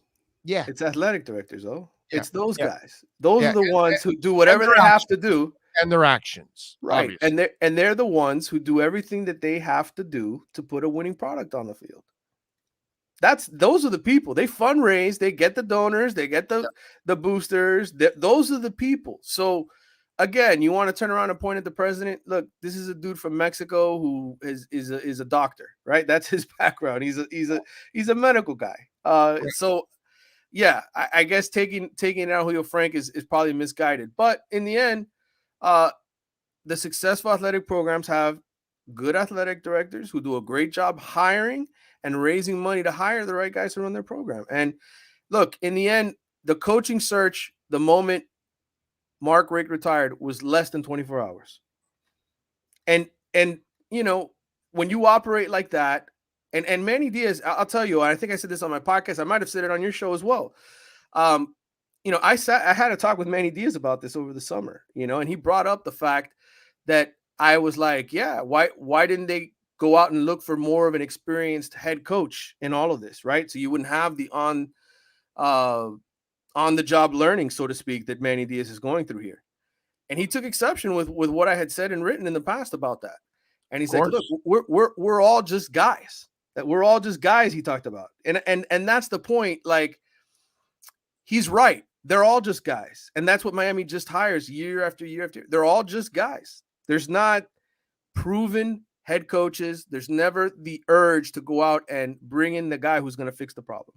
And until that changes at the foundation, you're going to go through situations like this. You're rolling the dice and hoping that Manny Diaz, Al Golden, Randy Shannon, Larry Coker, whoever is a guy that grows into being a great coach and does a great job recruiting and somehow turns the program around. You're rolling the dice. That's what you go with. That's what's happening.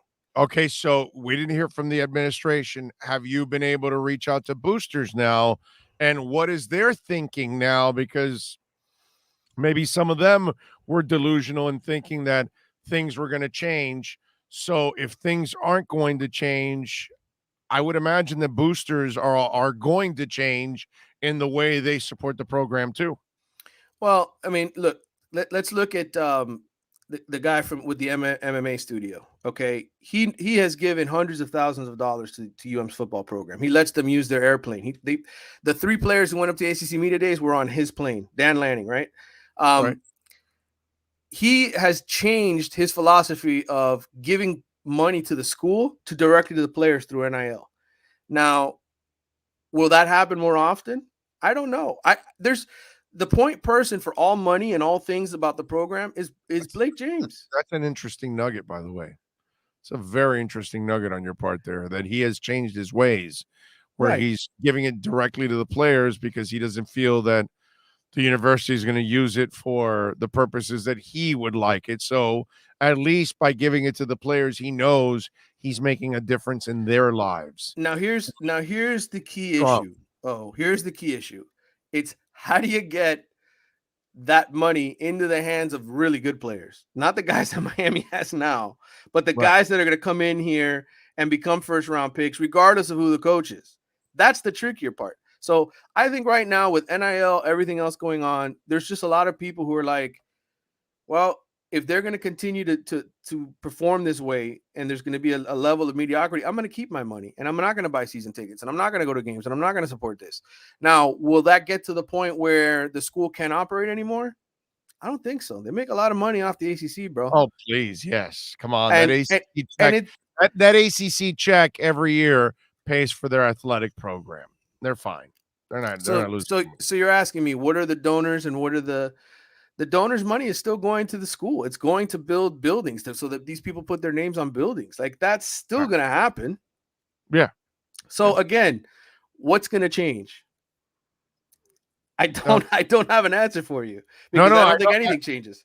No, I know, but you and I know this town and we know what direction they're going in. And I'm telling you, we're going to go back to the late 70s when there was 8,000 people at every game. That's what we're going to get to. And there's not going to be any more big games for the University of Miami anymore. Not that there's really been any. We've made them out to sound like big games, but they're not going to be. And here's the other thing that you fear and you kind of expect. I'm expecting that transfer portal to be really active this offseason in a bad way, actually, for the Canes. That guys are going to be leaving and guys are going to be decommitting also to this university. While, you talk about the next recruiting class and the next recruiting class, I think your last recruiting class is going to be hurt by all of this because you're going to have kids transferring out and your future recruiting classes are going to be absolutely crippled by this kind of stuff because I don't know how this fan base and even recruits are going to deal with, hey, we're fine being average at best. That's a problem, dude. I think, it kind of goes twofold, Big O. Number one, I think for a lot of kids nowadays, it's more about the playing time, right? It's more about, hey, I'm going to go to a program. I mean, Maryland is still recruiting good players, right? Like, and what has Maryland done anytime recently? Ever. Right? I think things have changed for some kids. Like you're still going to be able to get enough players to go 7-6, right? Here at Miami. Like you're still going to get those kind of players. And with this recruiting class in particular, the plan was, hey, we're gonna wait to see what the NCAA does with the scholarships because of all the leftover kids this year, right? Because you're over the 85 this year with the extra year that everybody got.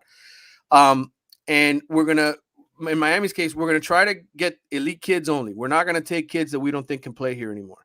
Well, part of that was we're going to prove to them during the season that we're winning and we're heading in the right direction, right? And so we're going to get kids in December, Shamar Stewart, all these 5-star, 4-star guys locally. Well, if that doesn't happen, it becomes, well, you scramble, right? You go and you end up getting the same type of players you've had here for years, or you go into the transfer portal. And I think Manny Diaz, even though the plan wasn't necessarily to attack the transfer portal, I think he's going to have no choice. And it's going to become, full-fledged free agency here at the end of the season. Now, how many kids are going to leave? I don't know. I think we're going to find that answer out here in the next few weeks because if he plays James Williams, if he plays Leonard Taylor, if he plays Romello Brinson, if Tyler Van Dyke and Jake Garcia, quarterback this team for more than just this game Thursday night, and you see a youth movement, then maybe a lot of these guys stick around because they're getting that opportunity to play. But we'll see what Manny Diaz does. If he goes out and Gervin Hall's back out there for 60 snaps and James Williams is on the bench and he's sitting there and he's playing 10 to 15 snaps a game, then I think that's when you see the transfer portal pick up and guys take off. Well, yeah, that's I'm not looking forward to that because that's going to be where they go a lower level here. All right, Virginia on Thursday, my brother. We won't talk to you till after the Virginia game. I don't think there's an easy game for them anymore. I don't think that exists anymore unless it's something like Central Connecticut, which is, pretty close to a high school football team that you just played. In fact, I think St. Thomas would kick their ass, actually. Seriously. I mean, yeah, I was just watching some of that. But how difficult of a matchup is this for them? What would you be concerned about going into this game? Well, the good news, I'll start off with the good news. The good news is Virginia's absolutely terrible on defense right now. And they've had issues in the secondary from the end of last season that they didn't really patch up. And so I think from a offensive standpoint, this is the perfect team to play. You're getting Jalen Knighton back this week. He's going to help the running game. So I think, as far as building confidence in the offensive side of the ball, I think it's very good. Defensively, it's a hellacious matchup because they've got a quarterback who's put up some good numbers, and a set of receivers, big guys, big targets down the field.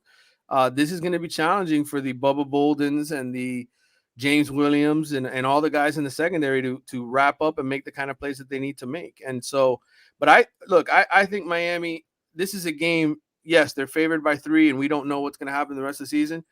But they're at home. Virginia's given up a boatload of points the last 2 games. They've lost both games by 20 points or more. Why shouldn't Miami win this game by 2 or 3 touchdowns? I like this is not a very good Virginia team. Yes, they've got a quarterback who can make plays, but I honestly, if what we saw with some of these young players comes to fruition, and you see Tyler Van Dyke play the way that he did last week, they should win this game comfortably because the guys on the defensive side of the ball for Virginia aren't good. So I think among the games left, this is one of the more winnable games for Miami. I would put Florida State and Duke ahead of them as far as beatable opponents, but I think this is probably the 3rd easiest opponent left on Miami's schedule. Let's hope so, man. Let's hope they can get it done because UM fans have been through enough. Losing to Virginia is just going to add to a little more heartbreak there. You are predicting that they'll win, right? Is that what you're doing? I think they win this week. I think, I think Tyler Van Dyke could be a good thing for this offense. So, I think changing things up a little bit, playing without De'Aaron King, I think they were getting a little predictable with what they were doing with De'Aaron King. Right. You get a new quarterback in there, that's something for defense to have to worry about, right? A different style. Rhett Lashley's not going to call the same exact offense he did with De'Aaron because Tyler Van Dyke's not going to take off and run 20 times a game. So you're going to be forced to stay in the pocket, to throw passes, to get rid of the ball quickly. And I honestly think Miami's got good receivers, right? They're just all young. It's Romello Brinson. It's the kid from Palmetto who just scored on that 75-yard touchdown against Central, the explosion that he showed. Mm-hmm. I mean, it's the younger guys. It's Charleston Rambo. Get those guys the football. Let them do their thing.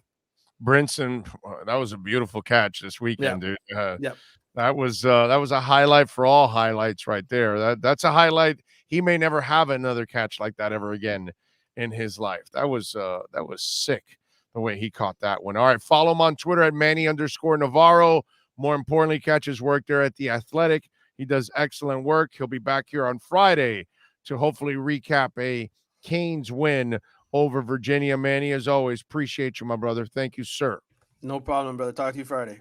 You got it. There you go. The great Manny Navarro in a Canes wear Miami Hurricanes report. If you're a Miami sports fan, then there's only one store to go to, and that's Caneswear at Miami Fanwear in Davie. They're your one-stop shop for all your inner Miami CF, Canes, Dolphins, Panthers, and Marlins merchandise. They have hats, t-shirts, game day jerseys, and so much more. Located at 2511 South University Drive in Davie, and open 24/7 online at caneswear.com or innermiamiwear.com. Call them at 954-835-5597. Caneswear, the spot where inner Miami and all Miami sports fans shop. All righty. We back. Things are ugly at the University of Miami. They are ugly, man. And it's a shame that they have no interest in maintaining the program. They have no interest in being champions. It's sad because it's not like you can't produce the money to cover for the costs. You can. Give me a break. You're going to sell way more merchandise than you ever have if you actually are relevant. And that's I think there are Canes fans out there that have a hard time understanding that they're irrelevant. Seriously, that's a major problem for a lot of University of Miami fans. They cannot come to the grips that they're irrelevant and that they're always going to be irrelevant from here on out. And it's usually, older fans that lived already the good times. The younger fans, I think, some of them are still somewhat hopeful, but I mean, by now they've got to be kind of, it's year after year, it's the same thing. It's the older fan that was trained to see the great players and be part of those great games and all that kind of stuff. It's the former players that I think are also delusional to a certain extent too, that they think this thing is going to come back. It's sad. It's sad. But it's weird that it's taken all these years for people to understand where they're at. I was having this conversation at the SEC Media Days with Paul Feinbaum. Like 5 years ago, I told them, hey, they're never coming back. They just don't spend. And today's college football is you have to spend. You have no choice.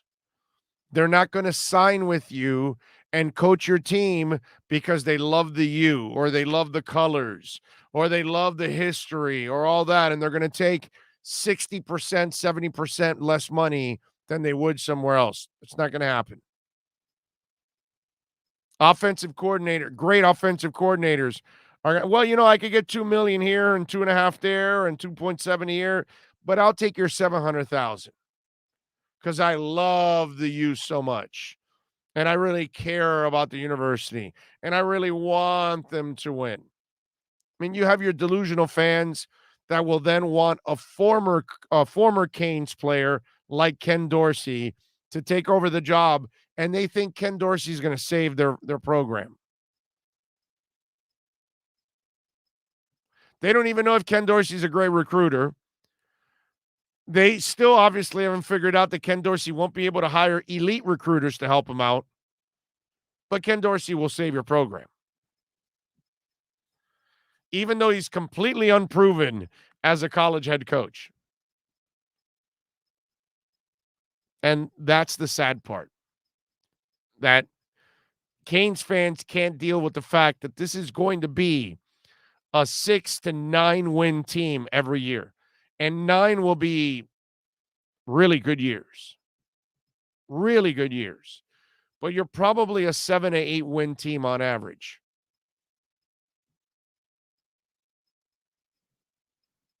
Tough, man. Tough. All right.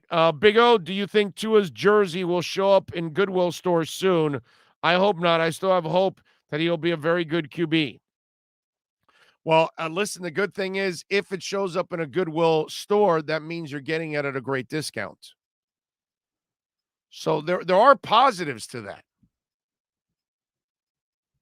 Okay?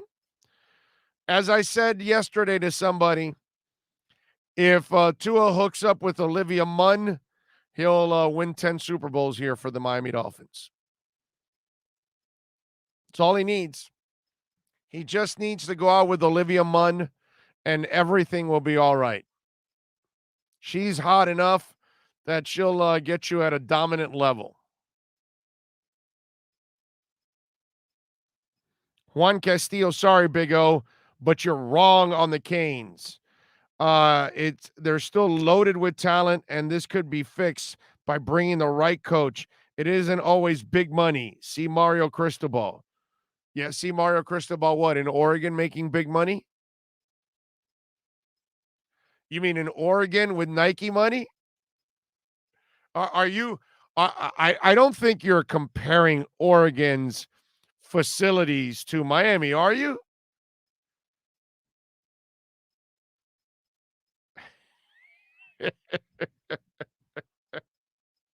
You see what I mean about delusional Canes fans? Right there. Juan Castillo is the perfect delusional Canes fan. That's the dude that convinces himself of a bunch of bullshit that's not even accurate for the University of Miami. One guy. There's no one guy that's going to turn this around anymore. In college football, you need at least 3 guys. You need the head coach, and you need a kick-ass offensive coordinator and a kick-ass defensive coordinator. The coach cannot do it all. But, I mean, if you want to do that, you can go ahead. Even Nick Saban goes and gets a Lane Kiffin. Okay? He gets Mario Cristobal to be the best recruiter in the country. Do you understand? He goes and even Nick Saban recruits NFL coaches to be his assistants. Again, let me repeat it to you, Juan Castillo, just so I can tell you how effing lost you are. Even Nick Saban has to get elite NFL coaches next to him. And that's Nick Saban. But you go ahead. You keep thinking that one guy is going to turn it around. The bargain basement guy. Not going to ask for much money. Going to turn it around. Yeah, because it's already happened with all the other guys. Like Manny Diaz, like Al Golden, like Randy Shannon. So they've hired those kind of coaches, Juan. What makes you think they're going to hire better coaches than that?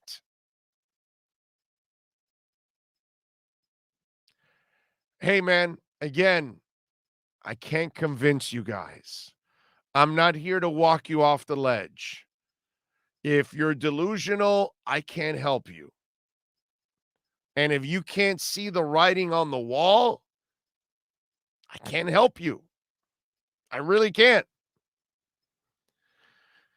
Seti says Miami has never recovered from the Ohio State grand larceny tragedy game. Yeah, but that's a whole different other issue. What they're in now, forget it. Does Olivia get a choice? No. I don't. All I care about is the Dolphins. So she needs to hook up with Tua, and that'll give him the superpowers he needs to win multiple Super Bowls for all of us. Troy says, very depressing. Both the Finns and UM are mediocre to bad teams. Very disappointing. I'm not giving up on the Dolphins. I've given up on the Canes already a while back. No, you are just Mr. Negative. Yes, I am. Yes, I am. I'm Mr. Negative. Except that the rest of the country knows that there is talent here and they steal it constantly. Oh, why do you think they can steal it? I'm sorry, Finzone. My bad. I thought you called Waddle a bust. I must have misunderstood you. Michael says, Big O, I know maybe you may not see yet, but the identity is there. And these guys are physical smash mouth. They are smashing and trying to strip the ball all the time. Go watch every game.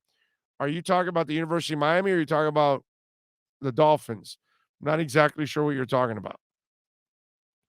Big O, do you think the Canes would be better off without King at QB for long-term success of the program?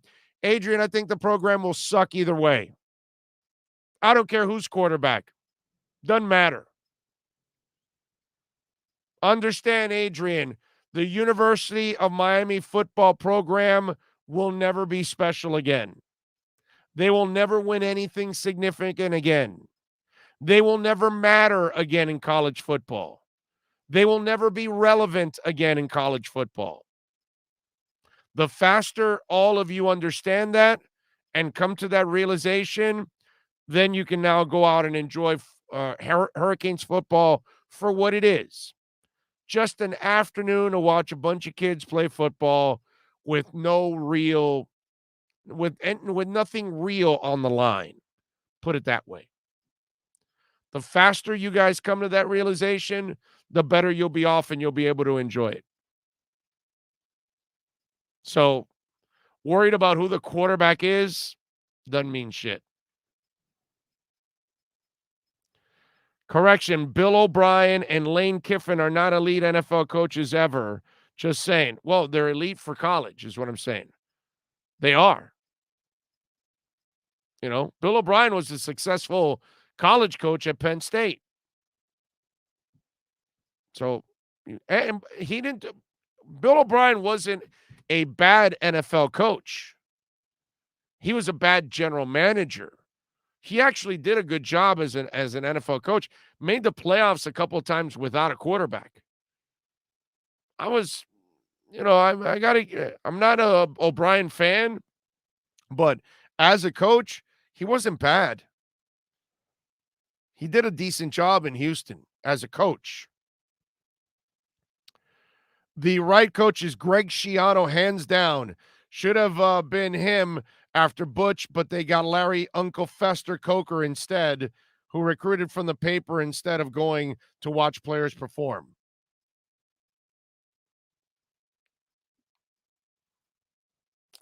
You know, I kind of hate the fact that we make fun of Uncle Fester.